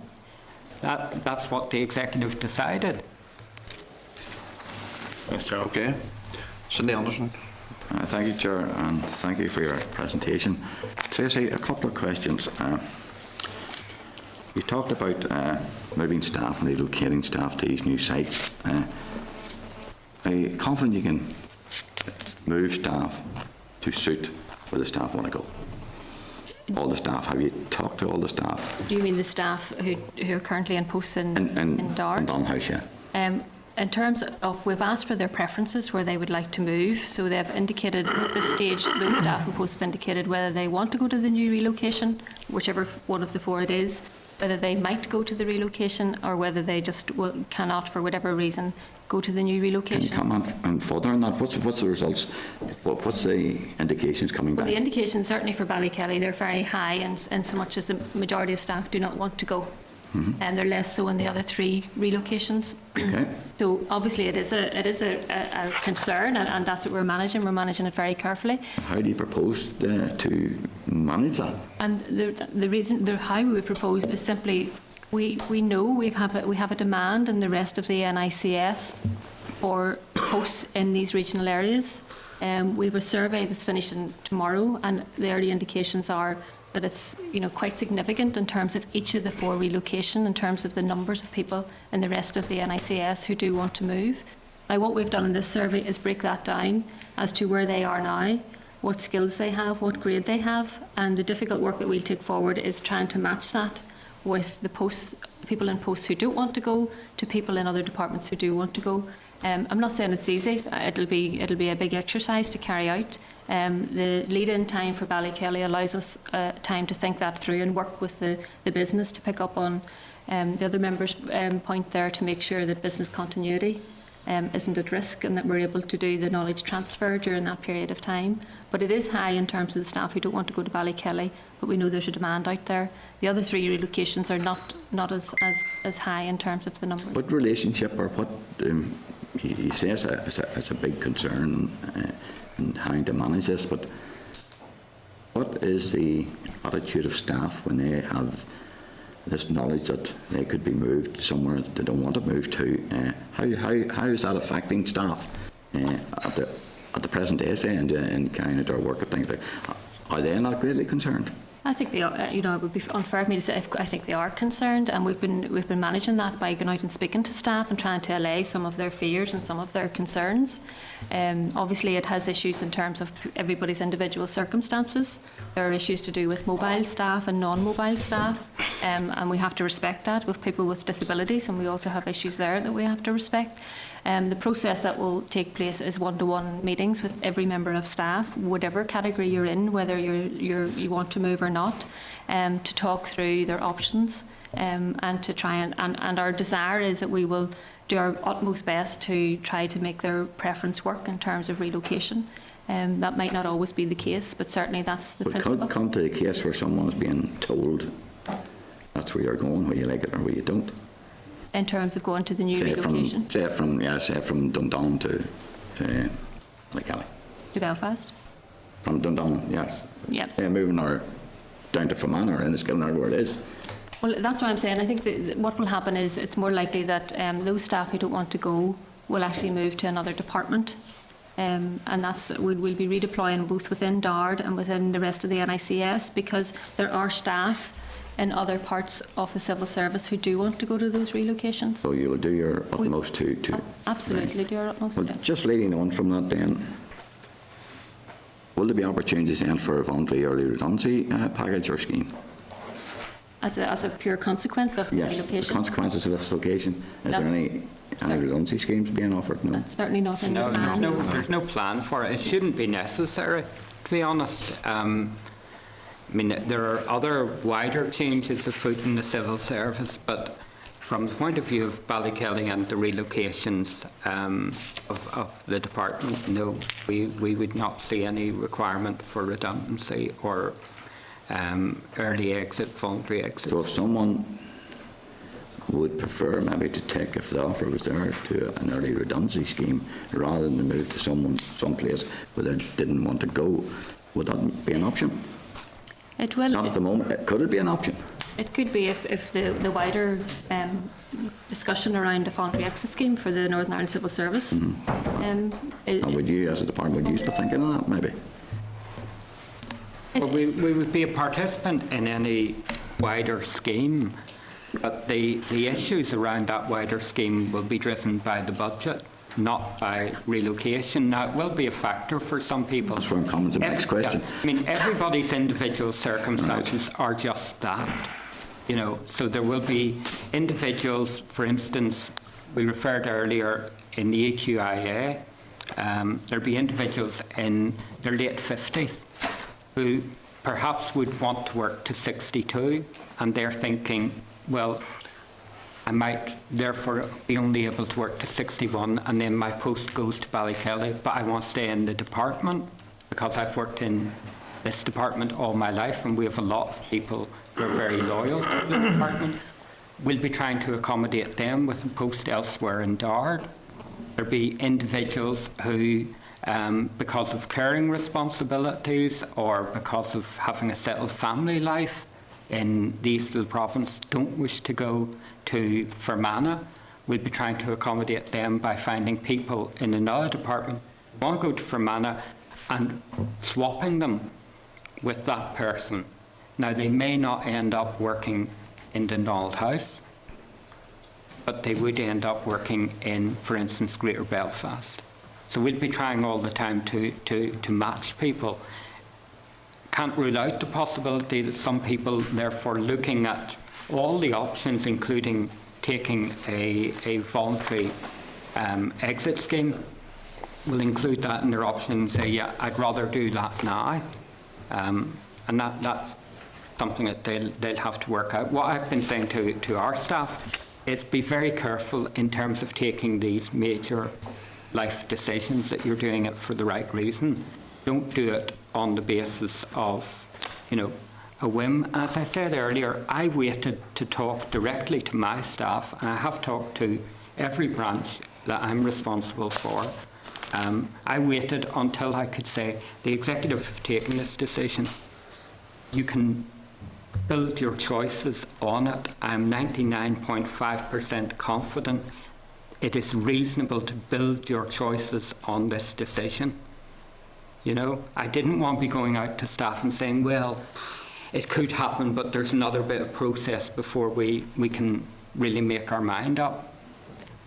I'm saying to staff, in 99 times out of 100, you will be wise to base your decision on this happening, and happening on the timescale that we're outlining to the committee.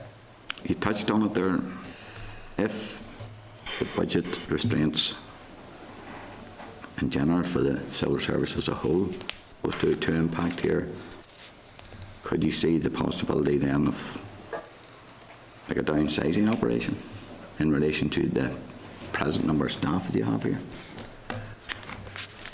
think that's as Jerry's alluded to, that's associated with the budget, and that will drive in terms of how many staff we can afford. Is that in your thoughts at any time in relation to the jobs and us being relocated? It is in the future, are you looking at, say, at this stage, that there is a possibility with downsizing that we could operate here, here and here with so many staff? Is that in your thoughts at the present time? It is, and I suppose from two angles, and I sincerely hope to be part of the team in front of the committee next week on the budget. So I don't want to steal anybody's thunder, but... Go ahead. But first of all, yes, it is in our thoughts. But secondly, it demonstrates the importance of moving headquarters jobs. If we simply move transaction jobs, and we've all been through the experience with the DVA in Coleraine. If you have a transaction processing unit, it is very vulnerable. In terms of the higher level jobs, the headquarters jobs, we're trying to move those to Ballykelly in an effort to show that you really need to move entire functions, top to bottom. You need to move your senior posts as part of it, so that they're sustainable in the long term. That you're not simply moving something and then retracting in a number of years. So that is all in our thoughts all the time. As I say, this relocation programme, we're aligning to the budget, we're aligning to other change in the department. But it does form part now of our DNA. When you say you're aligning to the budget in relation to jobs, how many less jobs would you be aligning to? Or do you know that? I think that might be something we touch on next week rather than this week. Okay, thank you very much. Need to get ministerial. Okay, thank you, Chair. Chair, I just want to make a point. Earlier in the meeting, it was suggested that some of the sites relocation will be considered more nationalist, with the implication that the decision was somehow influenced by the particular religious groups of those areas. I don't share that view, and just a quick look at the Nisra there, take the Limavady, Ballykelly area. That's the demographics wouldn't suggest that it's a mostly nationalist area, for example. And certainly, even the area's MP isn't from a nationalist background. So I don't share that suggestion, and certainly wouldn't like the implication that there's some political or even religious.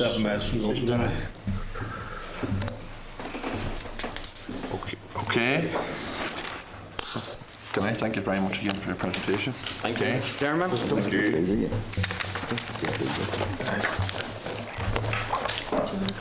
Yeah, I'm not have to come. I'll be right coming next week, Chair. I'm getting some of my answers. You will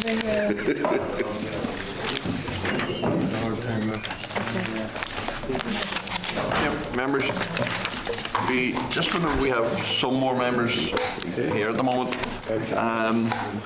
our stakeholder event on Thursday at Greenmount College in relation to social inclusion and anti-poverty. We're trying to get as many members as possible to attend that event.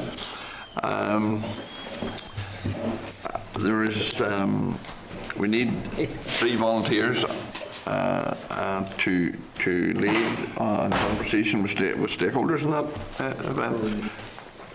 How many at the moment have we got, Stella? One. Plus me? No, one. You. I need 3 more members. We need at least 3 more members. He was going. No, he didn't say. Oliver, He said he was going, yeah. Oliver, yeah. 2. That's 2 you've got, so you need 2. Need 2. Right, you're going. He's not sure. Joe can't make it yet, I'm not sure. Tom's not sure. John's not sure. What time's that at again? 9:30 in Greenmount. What is this? Thursday morning. Till about lunchtime. It's about lunchtime. Thursday morning. I don't use the talks, I'm sorry, I can't. Difficulty is, Park has put a lot of effort into organising this, so. It's a committee event, and Yeah. It's just facilitating the workshops. we only have at the minute we have Oliver and the chairman. I need 2 other people. it'd be better to rotate around the parties. I would do it, but if there's somebody else want to do it from the other parties, I don't mind. Like maybe Joanne or No, neither can do it. I'll do it. Tom said he'd come back this night, I think, but he's not sure. Put me down as a sub, you wanna? Well, I'll have to. Okay. Can't. Can't. And the Thursday's booked up. Okay, we'll. You want to come back to? We'll make 3 tables instead of 4, so we'll have 3 people. Tom. Yeah. Tom can do it, then we'll do 4 Could do it tables. if Joanne can't do it. I think he was indicating. Jonathan Ball the talks. And it was. Okay, well, we work with the 3 that we've got. Okay. Okay. Okay.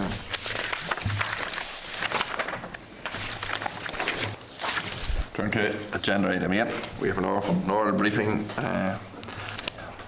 on cross compliance. Can I refer members to the memo from the clerk at page 90-92, papers from the department pages 93 to 145. Members will recall that this was on the agenda item at the meeting last week, and members agreed to request a briefing from the department to discuss the new aspects of the regulation and to clarify the differences are based on EU requirements or have been added to by government departments. Can I refer members to page 10 of your table pack for an additional paper from DARD on this issue. Can I welcome Andrew Elliott, Assistant Secretary, Richard Crowe, Senior Principal Officer, Ken Lavery, Deputy Principal, and David Gillespie, Deputy Principal. Can I ask you to take no more than about 10 minutes to address us, and then we'll follow up questions. Okay, Chair, thank you very much. Very grateful to the committee for the chance to speak to you about this fairly, I suppose in some respects, fairly technical and complex issue, which is the whole issue of cross-compliance.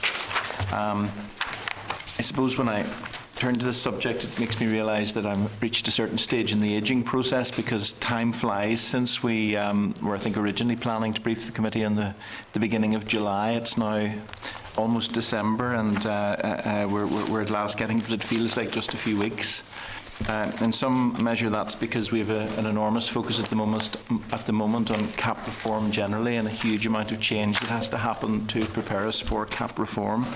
A part of that is to have good cross-compliance rules and regulations in place.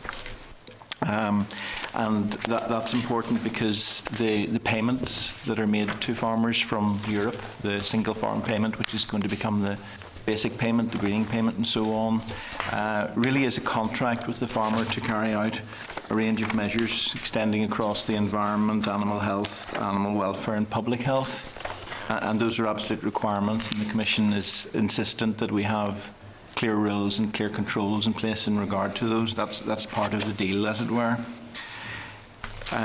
In terms of the importance of getting this right, it's important that we strike the right balance between obviously the weight of this burden on the farmers and the need to fulfil minimum requirements, and that's why we spend a great deal of time on consultation to make sure that we actually achieve that end.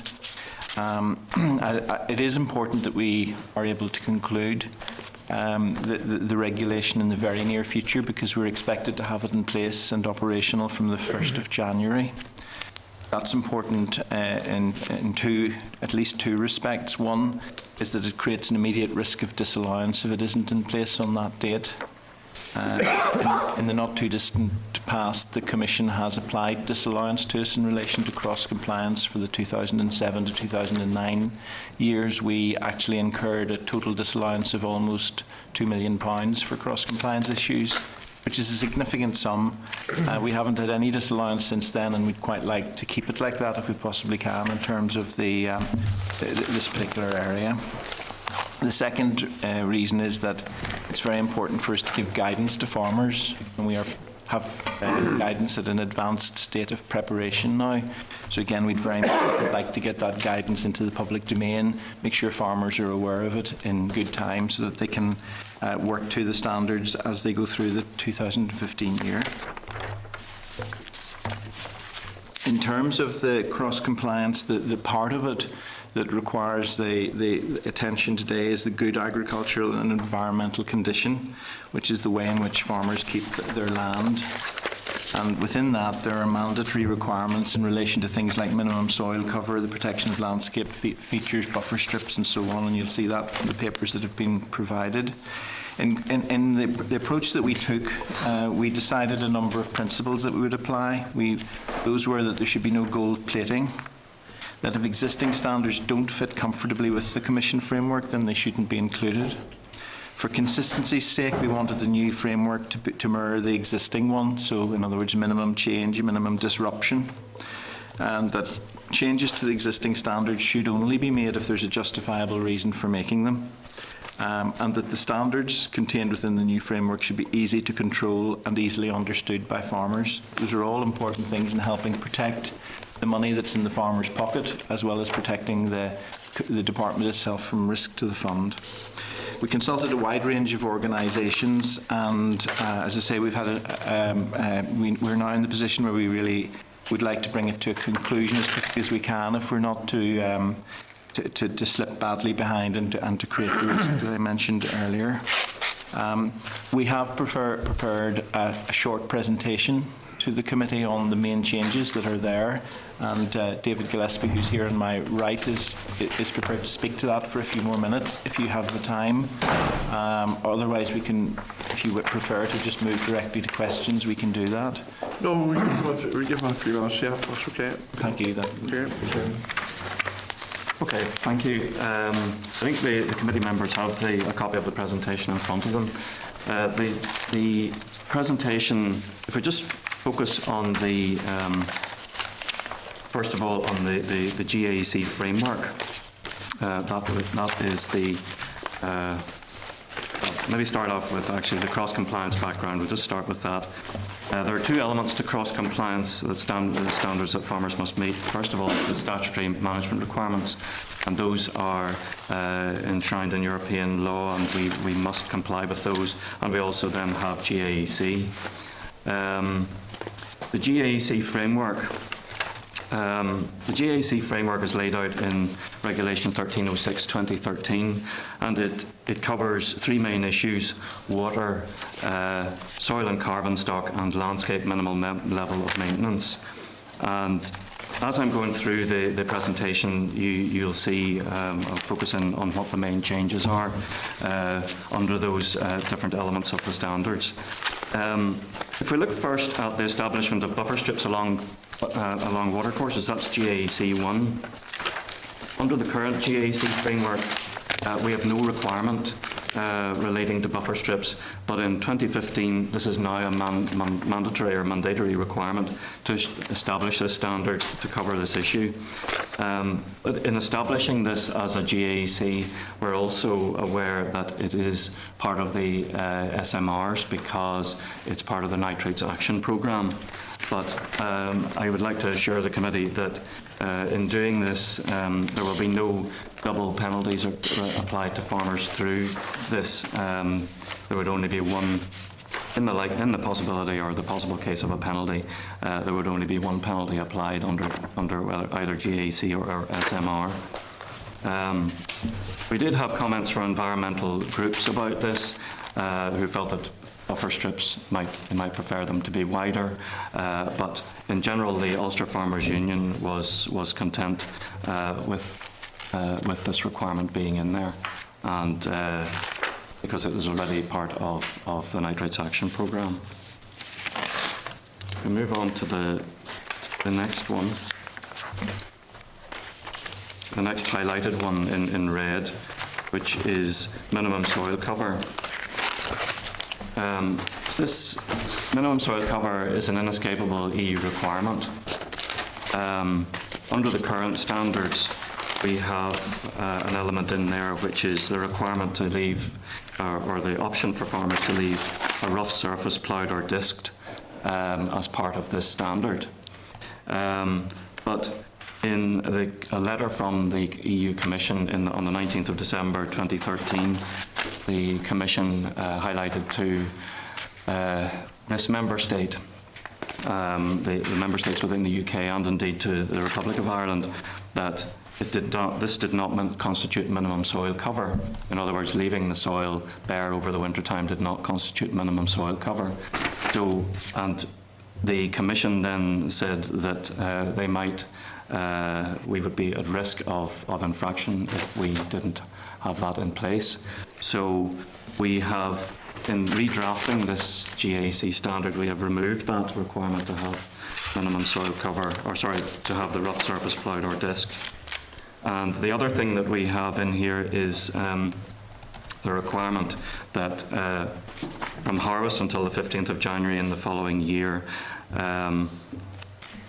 there is essentially this is no ploughing actually. So farmers must plant a green cover crop if they're ploughing before the 15th of January. That is another element of this. But we feel that the 15th of January is a good compromise date. And we've had internal discussions within the department, and we feel that this allows most farmers to carry out their normal operations without too much hindrance.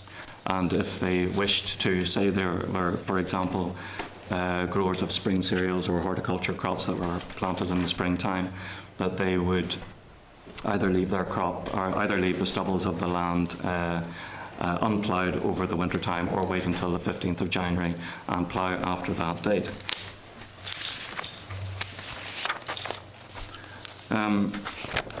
We also, in taking this into account, we felt that there were a number of ploughing associations that might be at risk of breaching this requirement if they were to go through the normal process of holding a ploughing match.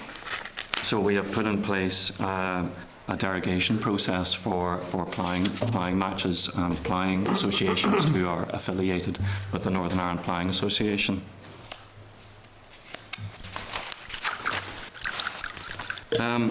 The maintenance of soil organic matter, GAC 6. This again is an inescapable EU requirement, and we have not had this particular standard before, but this standard is now a requirement under Council Regulation 1306/2013, which requires Member States the following requirement: the maintenance of soil organic matter levels through appropriate practices, including a ban on burning arable stubble, except for plant protection reasons. And there's a footnote to that Council regulation which states that it can be limited to the burning, a ban on the burning of arable stubble. So that requirement is in place, or we propose to put that in place. We consider that, in discussion with our colleagues within the department and also with the Farmers Union, that because there's very little stubble burning carried out in Northern Ireland, that this requirement will not cause unnecessary burden to arable producers. The retention of landscape features and trees and hedgerows, which is the second bullet point down, the trees and hedgerows is highlighted in red there. We do have a current requirement there, which is that you must not remove field boundaries, which include dry stone walls, ditches, hedges and earth banks. But trees and hedgerows are not included in that. But we propose to include those because we are concerned that there's an emerging issue with the removal of hedgerow trees because of the rise in fossil fuel prices and the increase in the number of wood burning stoves that have been put in the country. And in addition to that, the percentage of broadleaf trees that we have in Northern Ireland is relatively low, about 5.8% of our land area, and as hedgerow trees are a very important aspect of making the countryside look wooded, we feel that this requirement is necessary.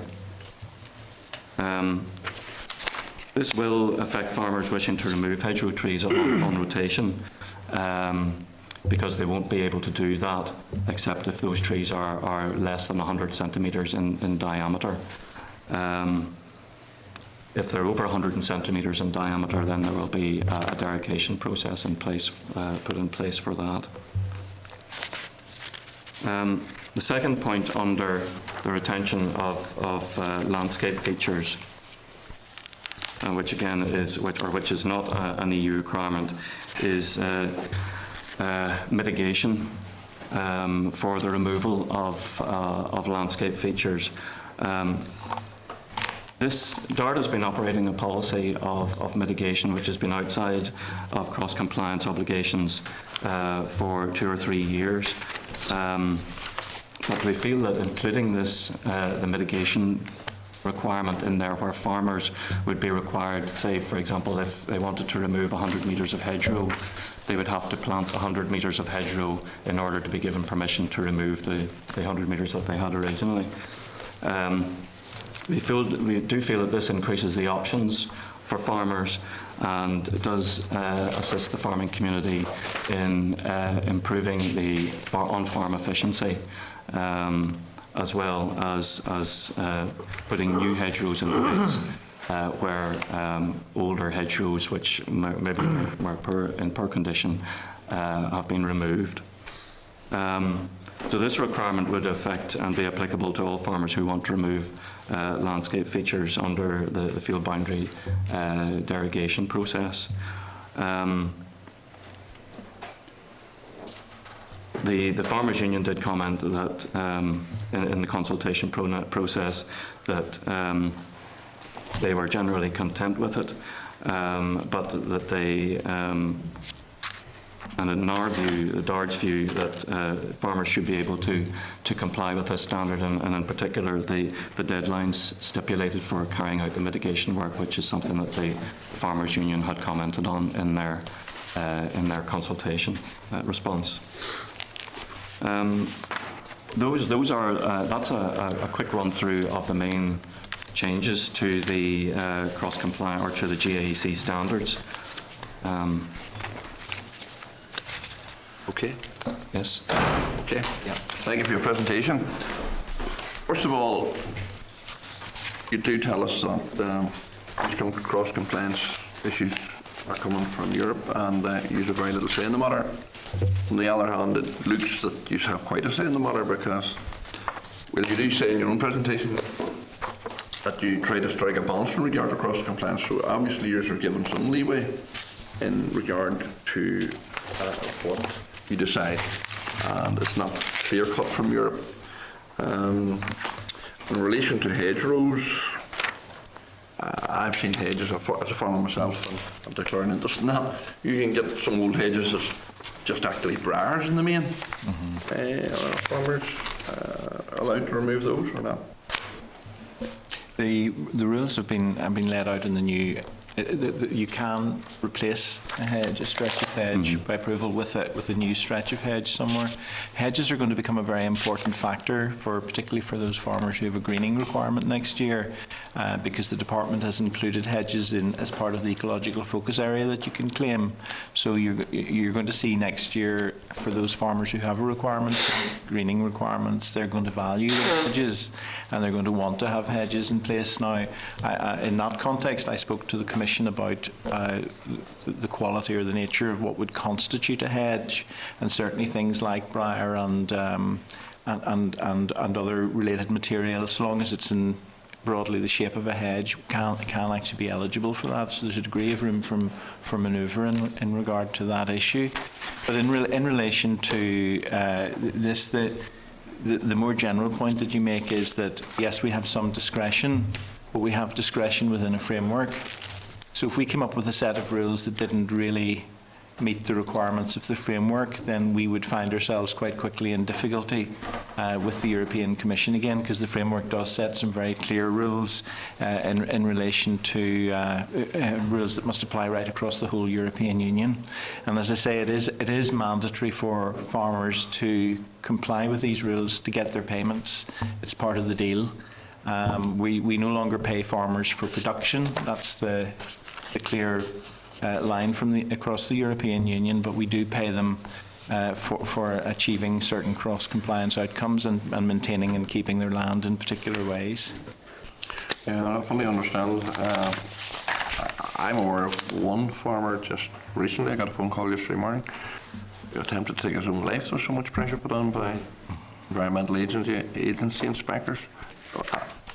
my view on this, and I mean, I'm saying many farmers, I mean, you have a job to do, but I think it's important that many of those inspections are done in a way that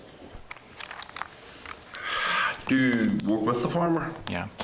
And not dictate to the farmer and put him under so much pressure that it's unbearable, and that's what's happening in some situations. I mean, you make a really important point. This is burdensome. There is no question that this is so, but there is quite a lot of money associated with it. And I suppose, you know, what we have to try and help farmers to see is this is part of the income that they receive onto their farm. If they can follow these rules, they're putting themselves much less at risk of penalties. When we approached this, we approached it from the view that, you know, the less we change, the better, because at least if you can keep the rules fairly steady and consistent over a period of time, it's easier for farmers to follow the rules and to stick with it. Now, some things had to change. There was no choice about certain things that had to change, but we have tried, where there is scope for leniency, to be lenient. But we also have to bear in mind that we have a responsibility to the taxpayer as well, and in that respect, we're trying to scale down the risk of disallowance. And I know the committee in the past has made it very clear to me that it's an important role for the department to keep the disallowance down, and that's something that's on my mind, as well as making sure that we help the farmers where we can to understand the rules and apply them. But there's no doubt about it. It does bring, particularly if people aren't kept familiar, don't keep themselves familiar with the rules, they can run into difficulties, and it can put enormous pressure on them. I'll ask one more question in relation to each department. I mean, does the veterinary service make their own guidelines in relation to, say, to single tagging, or if you use an input into that? No, the rules are set according to the cross-compliance framework that we apply, but you're right that it's inspectors, maybe on the veterinary side, that will pick up these issues and so on. So, but we ultimately are responsible, I have to confess, for applying the penalties that are associated with No, I have some rules. concerns in relation to single tagging, where previous to last spring, I mean, a farm had a single tag issue. They were given 28 days to replace those tags. We now have a situation where, as I'm worrying, you can put me right if I'm wrong, that a farmer is allowed 10% single tags up to 20 tags, and after that it's a cross-compliance penalty. Now, what that means in effect is that a farmer up to 200 animals actually has a 10% leeway. Yeah. And if you have over 200 animals, if you get 800 animals, for instance, you've only a 2.5% leeway. That doesn't seem equal or fair. Yeah.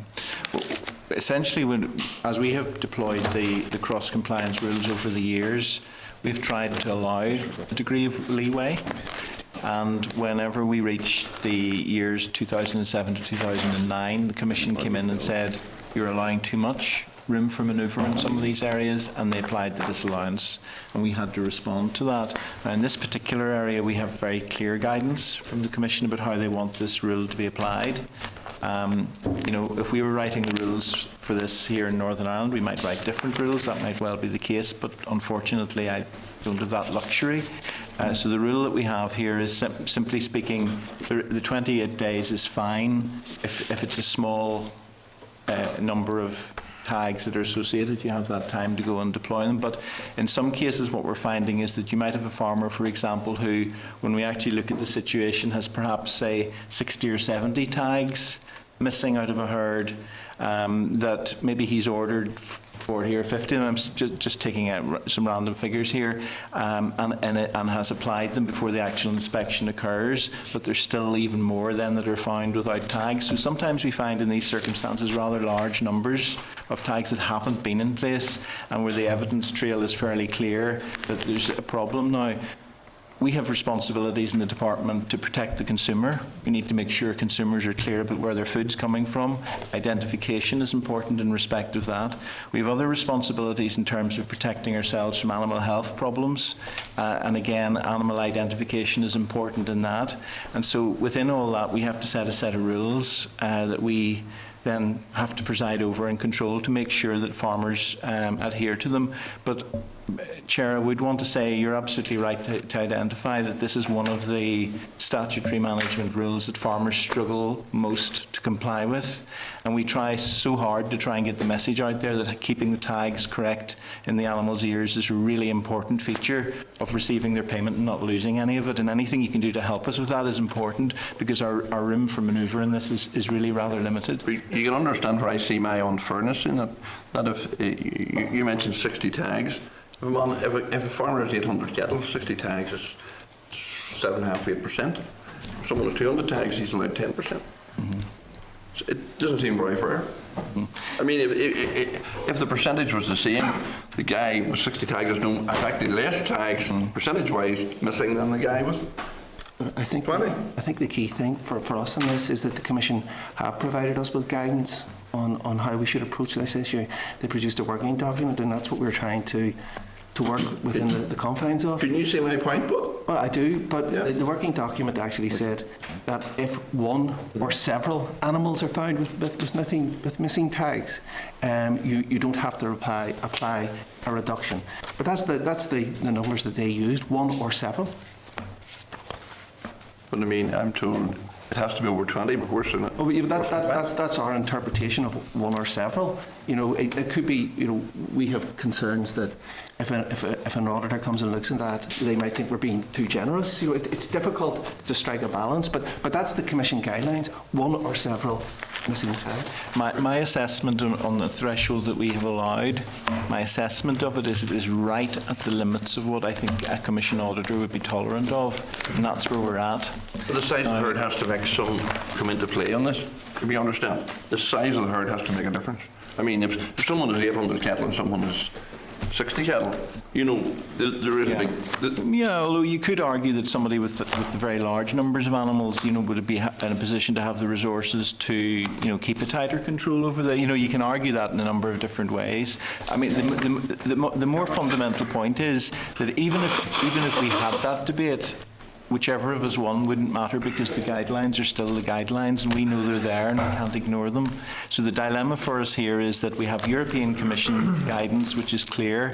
Now, when the Commission disallows us, they disallow us not just on the basis of the regulations, but they also disallow us on the basis of not following the guidance. And that's the experience that we've had when the tens of millions of disallowance was removed from us in recent years. So we just have to be really careful about that. Okay, Joe Byrne, sorry. Chairman, thanks, Chairman, and I welcome the complicated presentation. In terms of the two-pronged approach, obviously you have SMRs that are derived from the European regulations and requirements, and then you have the statutory, that's the statutory management requirements that are coming through from Europe. Now, do I take it that we have to have legislation passed to meet the GAEC requirements? Yes. Yeah. Well, is it your intention to overcomplicate that or simplify it? Our intention at this stage, late stage in the year, is to keep it as it has been presented to you. So, in other words, we would be very concerned now if we weren't able to see the GAC rules that we've agreed with and broadly had you know, contentment from all the various stakeholders, including the Farmers Union and IAPA and so on.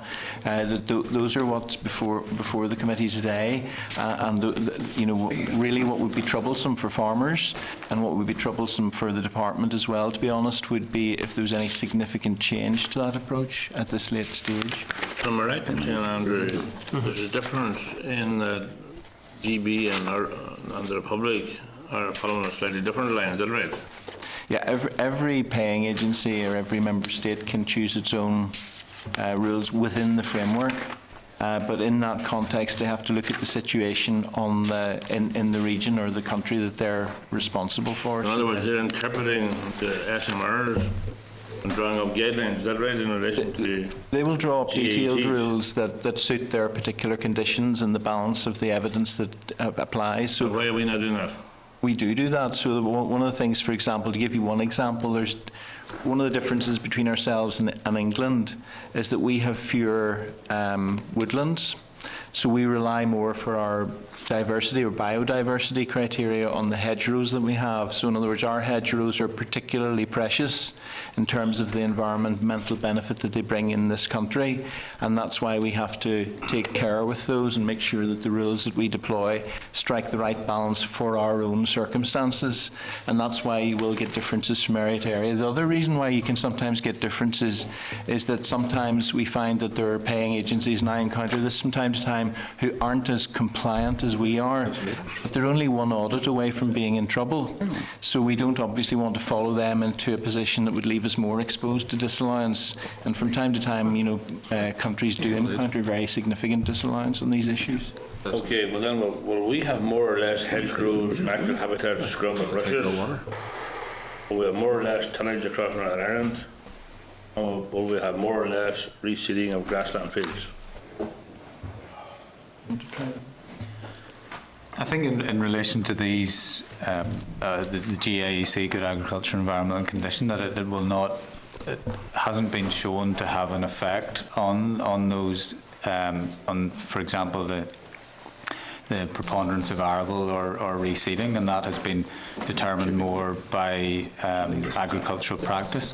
I think in terms of our potential protection for our wooded areas and our hedgerows in particular, I think the rules to date, which haven't changed, for example, for hedgerows, have demonstrated that it's given us an opportunity to provide a degree of protection to those features, which are really important, not only from a biodiversity and a landscape perspective, but also from at times a husbandry perspective in terms of providing shelter as well for animals.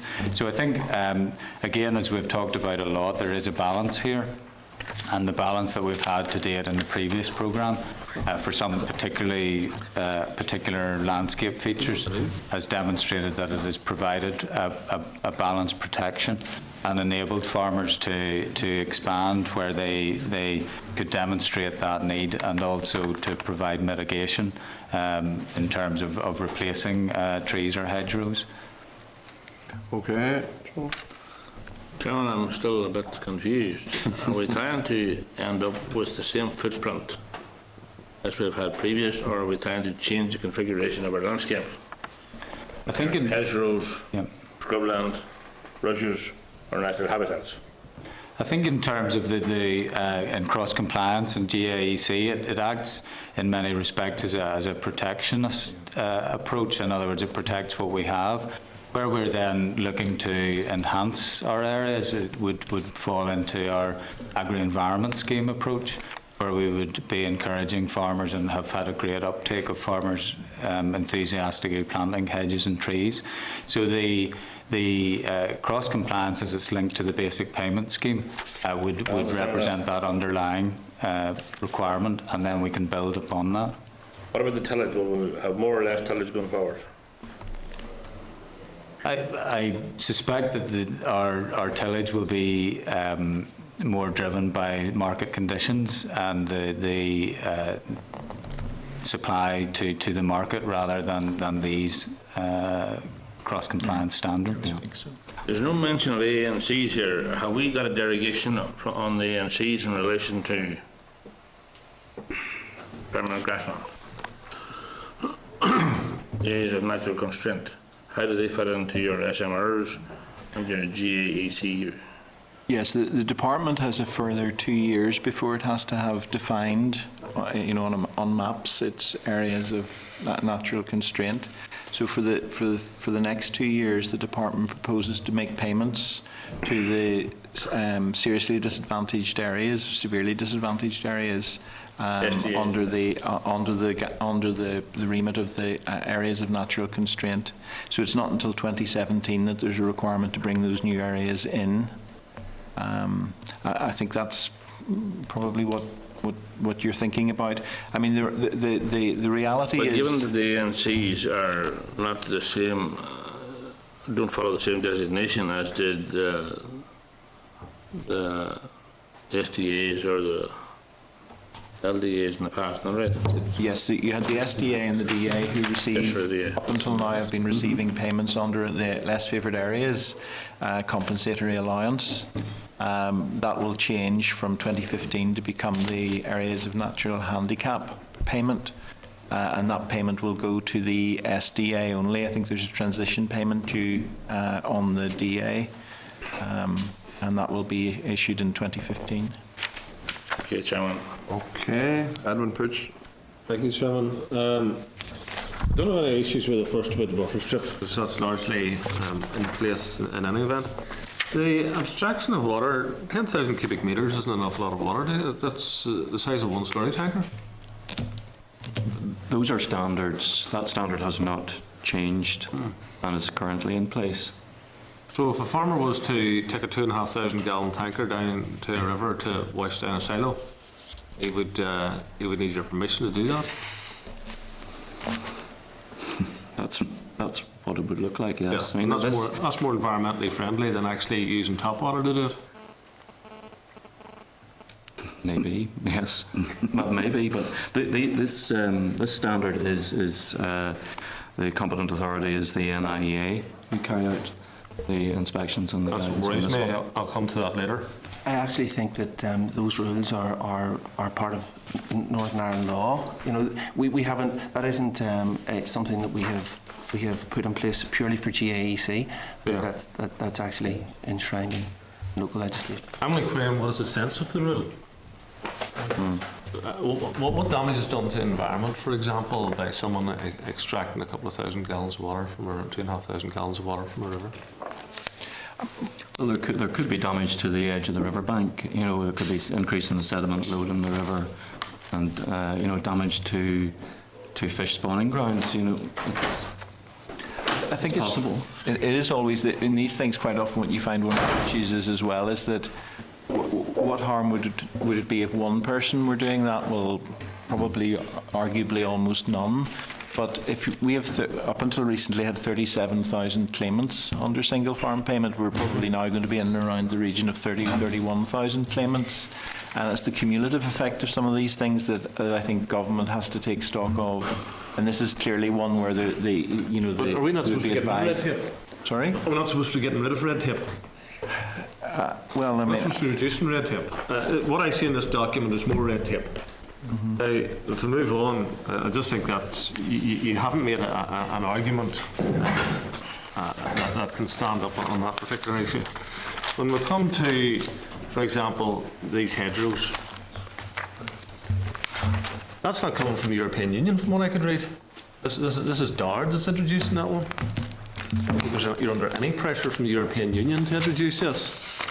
And yet, if someone goes out now and removes a tree from a hedgerow, we're going to have to go through a process. An individual is going to have to go through a process, contacting DARD, and DARD's going to have to investigate it, go through a whole process, and give permission for a tree to be removed. Now, I'm slightly better informed now, because I was somewhat concerned that if someone went in to cut a hedge, for example, that hadn't been cut for 10 years, and there had been a prevalence of ash and sycamore that had grown up in that, are they breaking the law? Now, I suspect the diameter probably won't have reached 100 centimetres at that point, but there has been a lot of farms that have come run down over the years, and never people take them over, you know, putting hedges which have basically been allowed to grow out of control, and you have trees with maybe 2 or 3 trunks coming out of them. Would I be breaking the law to cut a tree like that there down under these new rules if I didn't ask DARD's permission to do it beforehand? I think what we've spoken about is the idea of again trying to provide a balance and trying to not restrict, so that where as you've described, a hedgerow has grown out of control for many years, we would actually be encouraging folk to go and manage that, because a hedgerow that is leggy and rank is not good for biodiversity or the landscape. So, and that's encouraged through, for example, our agri-environment schemes, where we fund people to coppice hedgerows at the right time of the year, which would actually be, it seems quite a destructive thing where you're cutting a hedge right down to the base, but it actually rejuvenates the hedge and allows it to grow up. So I think that's one of the reasons why we've put in this idea around the 100 centimetres diameter, because that does give an opportunity to do that type of work. And really what we're trying to do here is to retain those maybe larger or iconic trees that we do have, and make sure that we're giving them at least due regard in relation to removal. I can honestly say, and I live in the country, I haven't seen anybody removing large and iconic trees, unless it's for a particular purpose, for sightline or something like that there. I have not seen... farmers are custodians of the land, and they treasure their great oak trees and all of those great trees that they have, and they do not need to get permission of someone from Dard to remove a tree, because they don't want to remove the trees unless they actually have a purpose for doing it. So I want to clarify, because I haven't got it clarified, is this coming from the European Union or is this coming from Dard? This is coming from the European Union in the sense that we have a framework that we must comply with. And one of the things that we said earlier on was that we have to look. The European Union requires us to put rules in place that are suitable for our own conditions here in Northern Ireland. Now, the danger in the idea that if a single farmer does a single thing, what harm could that do? The danger in that argument is that you're not thinking about the multiplication factor. Now, we know, because we engage with farmers all the time, we have a very close working relationship with the Ulster Farmers Union and NIAPA and all the other organisations.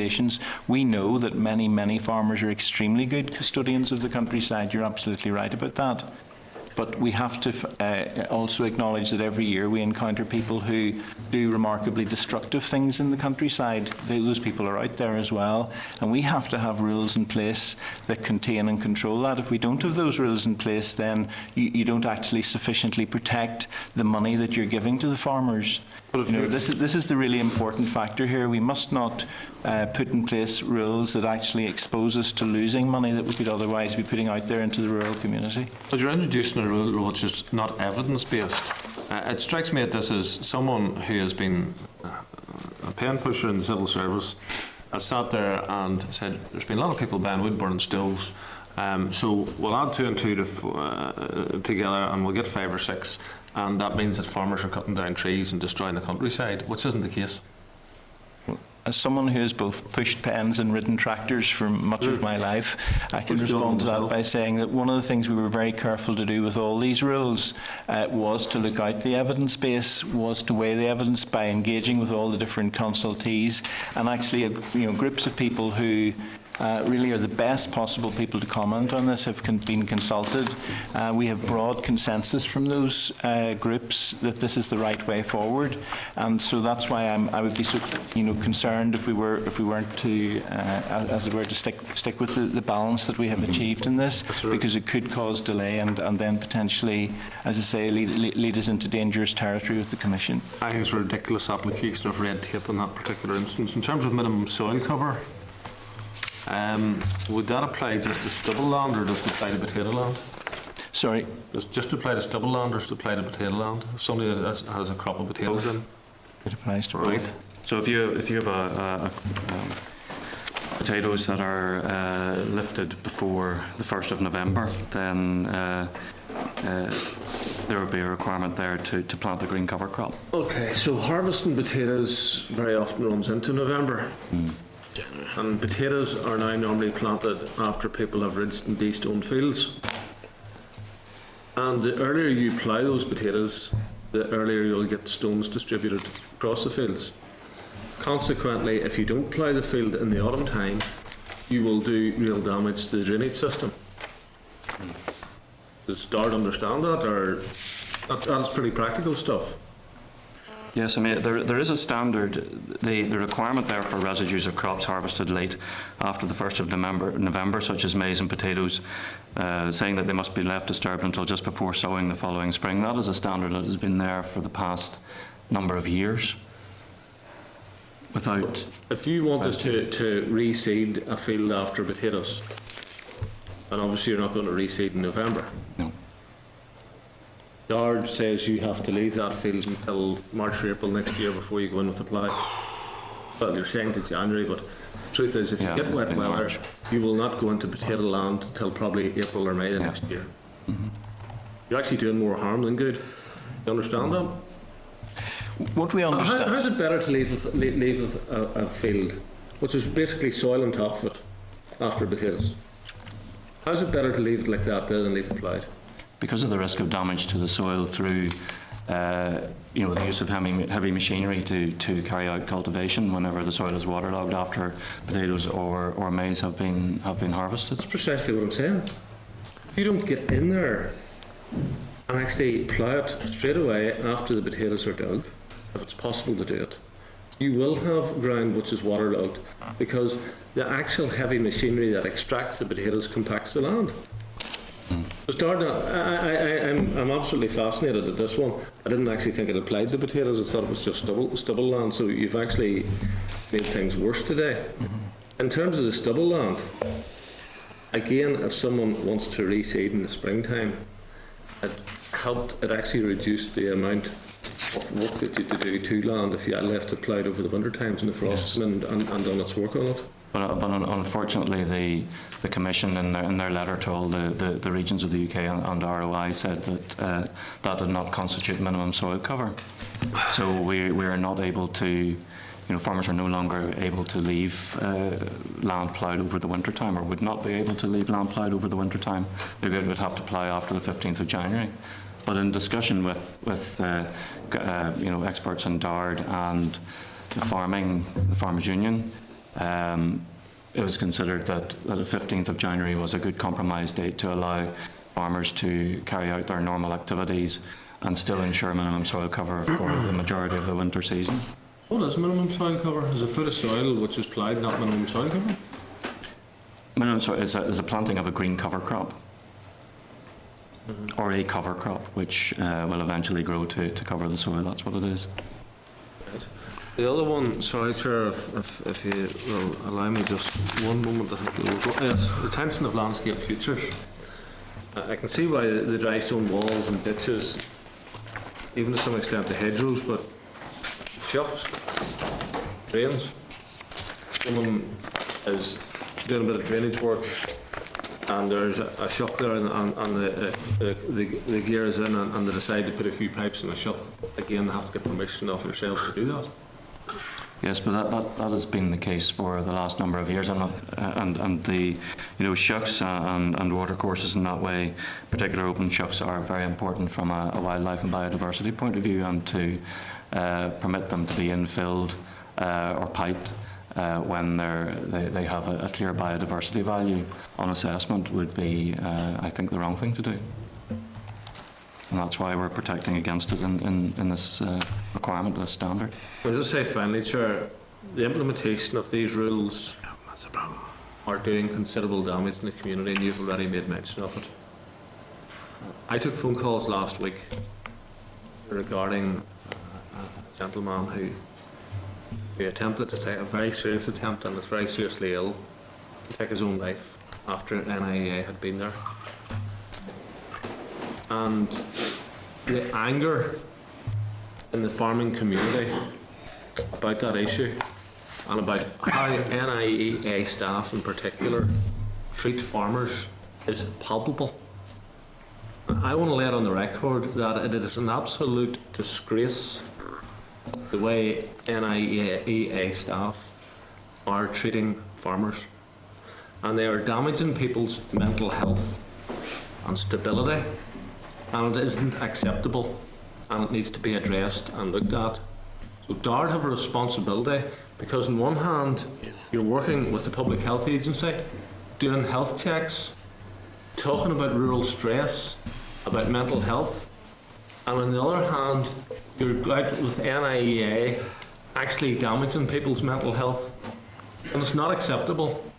And that's why I asked that you come forward, because here we are applying more rules, and we'll get people coming around who behave like little Hitlers, who make the Gestapo seem like reasonable people in how they behave. And the consequence of that, sadly for an individual last week, is that he was so distressed and so hurt and so concerned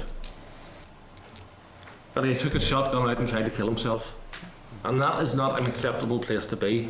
And I want that taken right to the Minister, because we cannot go on. He is not the only individual that has had those feelings as a result of NIA's actions, and it is no longer acceptable. I mean, obviously we can speak here for the role of the Department of Agriculture, but you're right to say we have to work with NIEA in relation to these issues, and we can certainly take the message back that we've heard today. That I think is important. We do acknowledge that there is a burden that comes with the regulations that we deploy in this area. We also acknowledge that there is a significant burden that comes from the Common Agricultural Policy. Accept that. I think that the dilemma that I have today is that we're at a very, very late stage in the year. We have attempted actually with almost all of these rules to keep them exactly the same as they have been, because one of the things that we find that farmers don't like is when rules are constantly on the change. There's a lot changing this year into next year with CAP reform as a whole, and we've tried to maintain a degree of stability here so we can continue to push out the same messages. We're putting a lot of emphasis on our farm advisory services going forward to make sure that we give as much support as we can to farmers, because it's far better if the farmer knows not to do the thing in the first place than if they make the mistake and have to be penalised. There are farmers who have severe distress as a result of, for example, they get hit with a very severe penalty as a result of not complying, and sometimes because they didn't know, they didn't realise that they were creating a problem. But they can have penalties of very, very significant sums of money, can eat into their single farm payment, sometimes to the point of it becoming zero. So these are very, very big issues for us. And really I suppose what I'm saying to the committee today is we did work hard on these regulations to try to ameliorate that and to create a degree of balance. And we have very little time left. If we were to get them deployed in time to avoid the Commission auditors coming over again. And I really need to get them in place from the 1st of January. Now, if in the future there are issues that we can look at, we would want to look at those issues. If there are things that we can tweak and improve, we can do that. But it's very much to the wire now, and I need the committee's help with this. Well, the committee got them last week. No, we sent them to you in July. Sorry, in June. And the consultation, ended at the end of May, I think it was, and we were fully engaged with the committee throughout that process. So, I know the committee is extremely busy, and I know there were good reasons why at various points and so on the committee didn't meet on this issue. But one of my key messages today is really to beg the indulgence of the committee on this issue. We have consulted right across the interested players. The Ulster Farmers Union, I talk to them very regularly on these issues and so on, and I think there's a reasonable balance here in all of this. And so, I have to leave that with you. I think this committee, and I think farmers in general, would be happy if there was a reasonable balance on the ground. And the difficulty is when the situation arises where NIA inspectors, for instance, overdo their job and don't work with the farmer, and that's what I think the previous member has been stating, and it's an issue that I was fully aware of as well, Chair, could I raise an issue, because there is an issue where where the Farmers Union has been pressing us, and I don't know if they've engaged with you on it at all or not, but there is an issue about the approach that is being taken in England at the moment in relation to hedgerow and the cutting season. I was going to ask that question in a second, Jack. Right, so we can pick it up then when it comes, but I just wanted to send a signal that we're not completely closed to. If we can do things, we will do them. But I say I have to be very cautious here about the timeline that we have left this year. Just on the issue of the possibility of extending hedge cutting to August, are you open to looking at that situation? In certain circumstances? Well, the situation in England was that they extended into August and said that there will be no hedge cutting in August, save for certain exemptions, which they will allow and which they're still defining in the detail. And the Farmers Union has made a case that we should look very carefully at what's happening in England, because we have a more absolute ban on August work on hedges. Now, obviously the issue doesn't become a big issue for farmers until you reach the latter half of the year, so we have a little bit of time with that particular issue. And so I would really be very anxious to decouple the issue from the regulation that I need the committee to approve today, but we are prepared just to look at that issue again in the early part of the new year. just to see, with some of the stakeholders who have particularly raised it, to see if there's any room for manoeuvre there. And we want to give that a fair hearing, but again, I would be really concerned if it held up the regulation. Okay. Tom Elliott. Chair, thanks for the presentation. I know it's quite long and tends to go on. Just wondering, is there any of the regulations have been relaxed this time? I think David talked about some relaxing measures where we've intervened to make it easier for the farmer, particularly in relation to replacement of hedgerows and so on. So yeah, but they're one of the GAEC standards that has been omitted going forward from the 1st of January is about undergrazing. So that is no longer in the standards going forward. So that is a relaxation. Is that specifically in light of the changes to the single farm payment process? It's in light of changes to the framework, to the cross-compliance framework that the Commission put in place. So the undergrazing requirement doesn't fit within the framework that covers soil and organic matter and landscape features and water. So it is no longer required? It's no longer required in there by them. The issue of the tree cutting in the hedgerow has got quite a bit of discussion here. How do NIE operate in that sense? Because NIE obviously come onto your land from time to time to cut trees and bushes close to their power lines. Does that mean the responsibility is then on the farmer still to request that, or is that an NIE responsibility? I think the responsibilities would always come back to the individual claimant on this, but it's certainly something we can give some consideration and some guidance to. I think again the hedge cutting issue that we've talked about is not a matter of that it's not permitted in any sense. It's just that we're trying to give some more degree of protection to those larger trees. So again, the claimant in that circumstance would always bear responsibility, but I think we can do something around providing additional guidance and also providing guidance to NIE as well in that aspect. And is it only for indigenous species of trees, or is it for any tree? In other words, if you have a Sitka spruce in the middle of a hedge, is that also included? Well, it would take into account the biodiversity value and the landscape impact of the removal of the trees. The tree, but the process or the criteria around which we would assess whether trees should be removed will be something similar to what is employed for field boundary removal, but that process is still in the throes of being developed, so it's not final yet as to what the criteria exactly will be. You're asking us to approve something that's not finalised?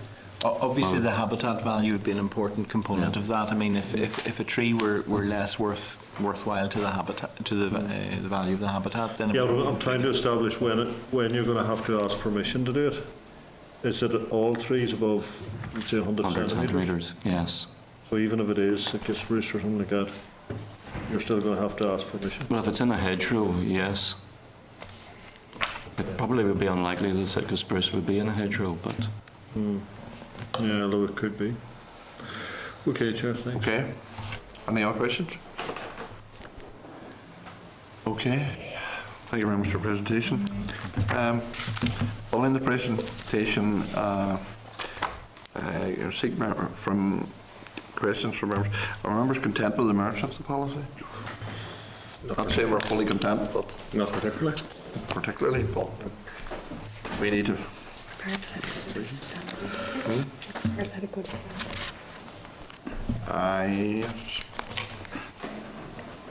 Did I sell one, Steve? Yeah. Members want. Members. We're not totally content, but I mean, I think members may reluctantly. I think there's issues we would like us to look at. Probably. I think, Chairman, we need reassurance that that the bureaucracy is as simplified as possible within the terms of reference of the MRs. But it's not. It's getting worse. It'll better. It's getting worse. And that's the concern. If you were asked 2 years ago to look at red tape, and you come back with more red tape. And, you know, it strikes me as people who don't even understand the issues.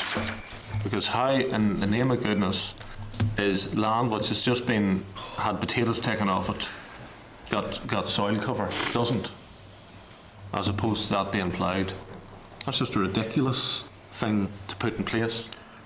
You undermine the role of governance whenever you bring out rules which will be regarded by people as daft.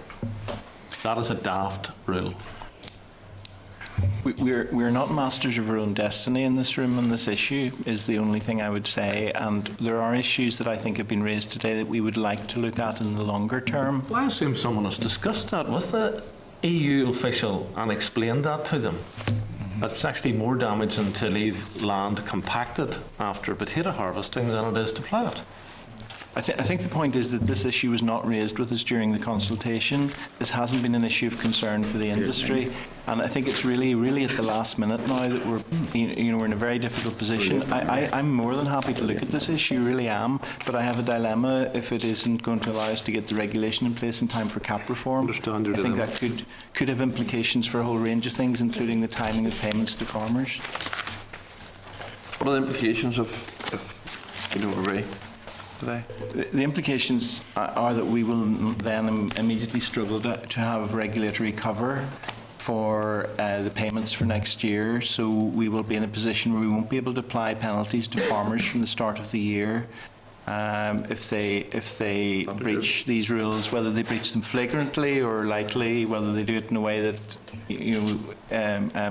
people would find as unacceptable, and that will immediately leave the department in a very seriously difficult position with the European Commission.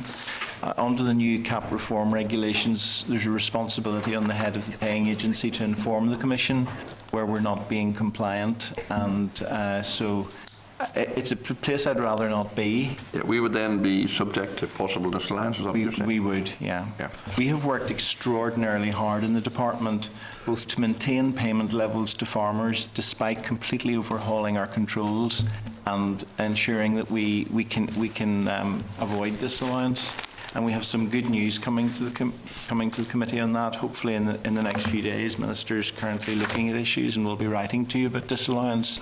But I really would be very, very concerned if, at this point, just when I think we're about to get the Commission to recognise us as a progressive, forward-moving paying agency in Europe, as opposed to one of the underperforming ones, if we were to send them this message, I think it would be quite dangerous. But that doesn't mean that I don't take very seriously the points that have been raised by Mr. Poots and others, and I would want to look at those in the course of next year.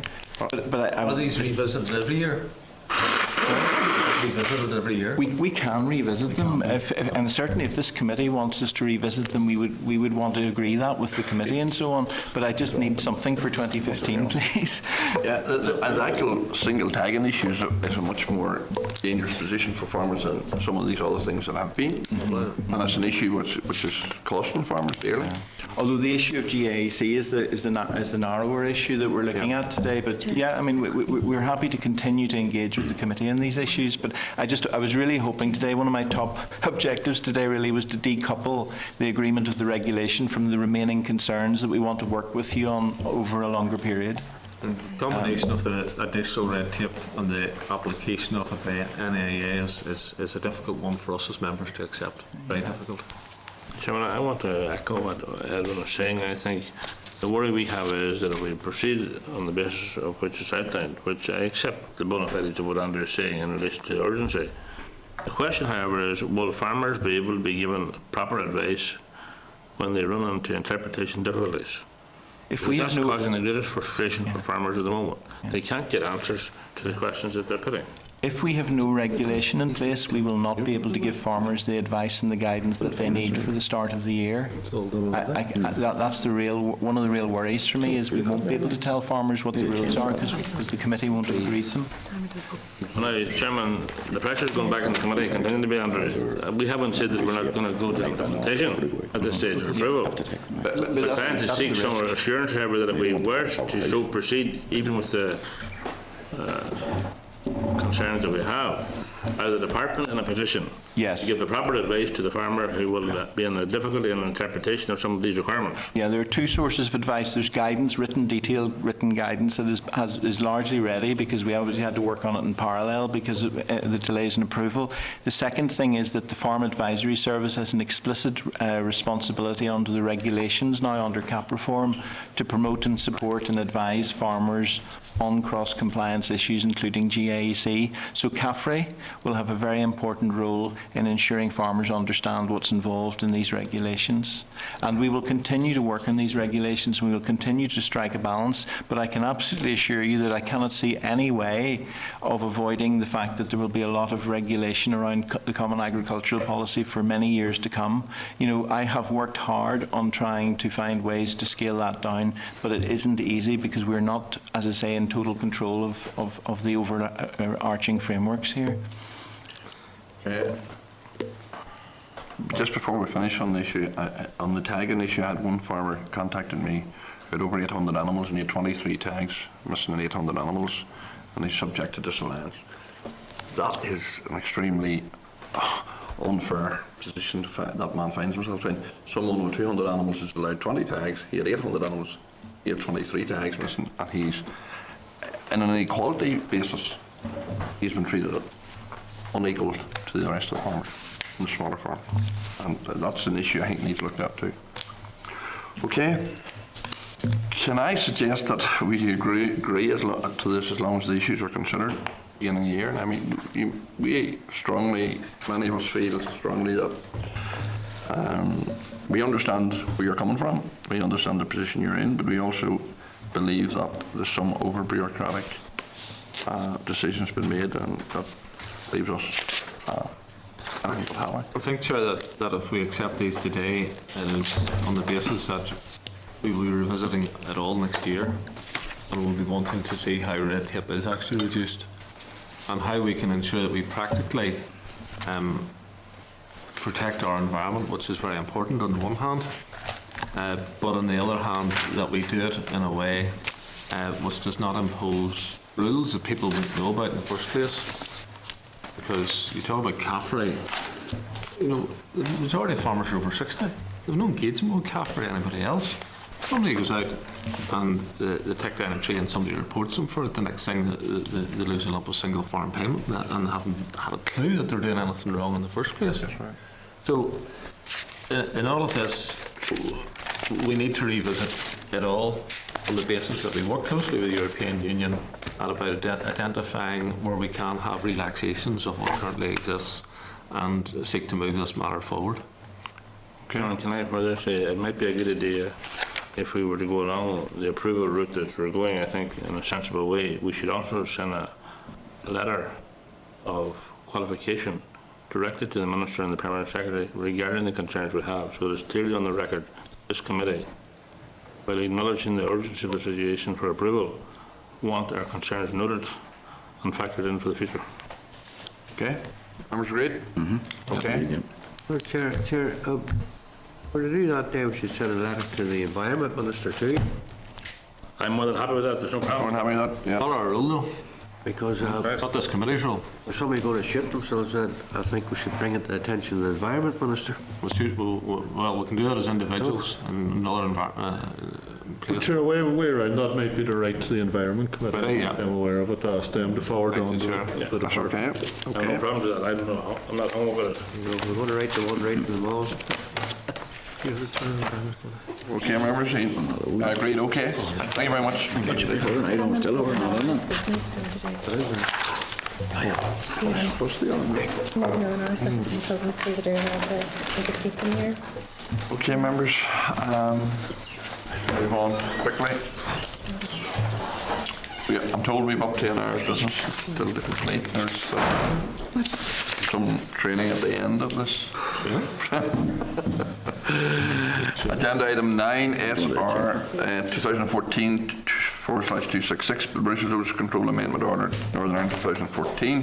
Can I refer members to the memo from the clerk at pages 147 to 148, and papers from the department at pages 149 to 151. Can I advise members that the SR last came before the committee at the meeting on the 30th of September 2014, of which stage, at which stage no issues were identified with the merits of the policy.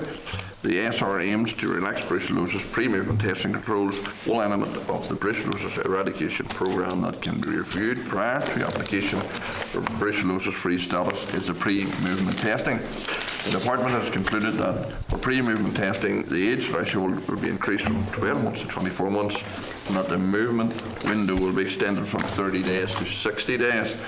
Can we see comments from members? If content, I will put the question to the... I would welcome them. So, no, we've already done that, yeah. But I think that, that we can go further, and that needs to be monitored over the course of the next 6 months to a year to see how it can be further relaxed sensibly. But we should never have been back to having brucellosis in the head in the first instance. And I think that some of the regulations probably are still quite strict, but I would account the steps that are being taken as reasonable at this stage, but I would like to think that we can move further as time.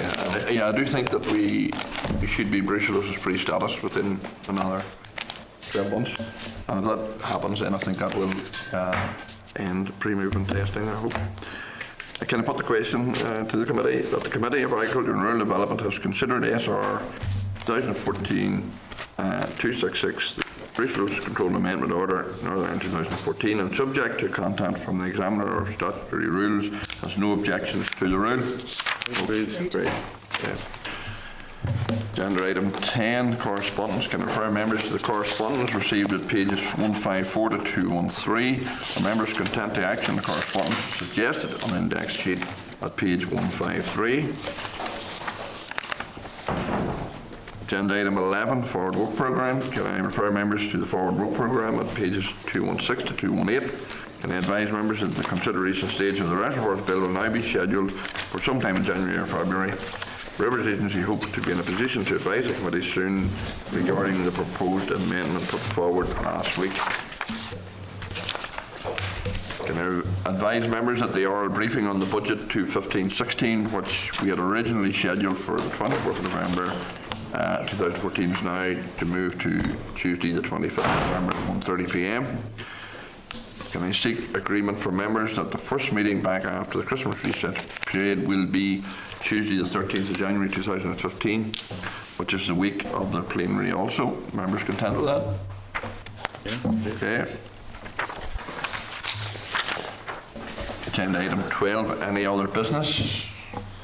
Chair, yes. Thank you for allowing me to bring this up. Chair, I'm sure members of the committee have been tuning into the news overnight on yesterday and today in relation to bird flu. And I attempted to raise an urgent oral in relation to this matter, but I was unsuccessful in doing that.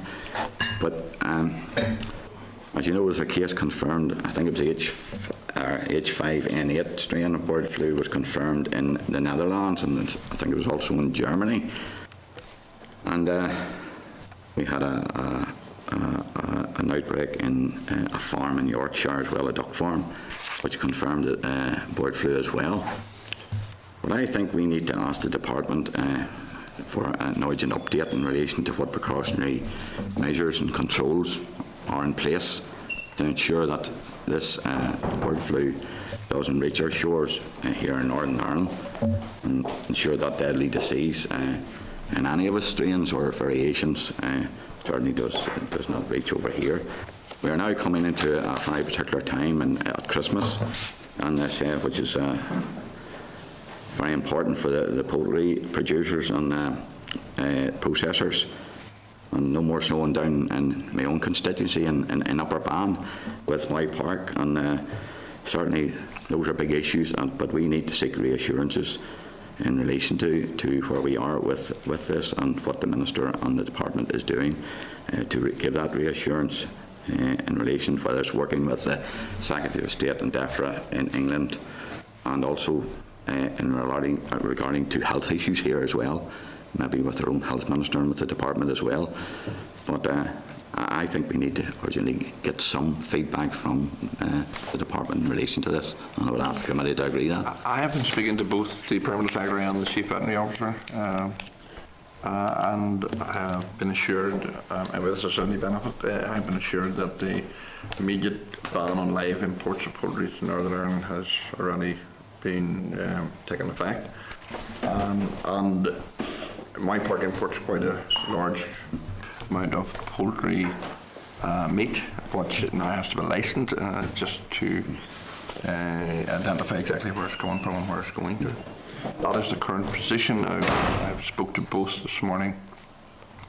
So, I mean, if you just want a further update, that is the current position. Yeah, I think if we got this information, this update, just to let the general public and all know. I think that would it's probably been pressed today, I would have thought. Do you want that in writing? Yeah, that's all right. We need that reassurance. That is the because at the present time, really, I thank you, Chair, for your comments and for your information there that you've given us. Okay. But if there is any more information, I think we should know that.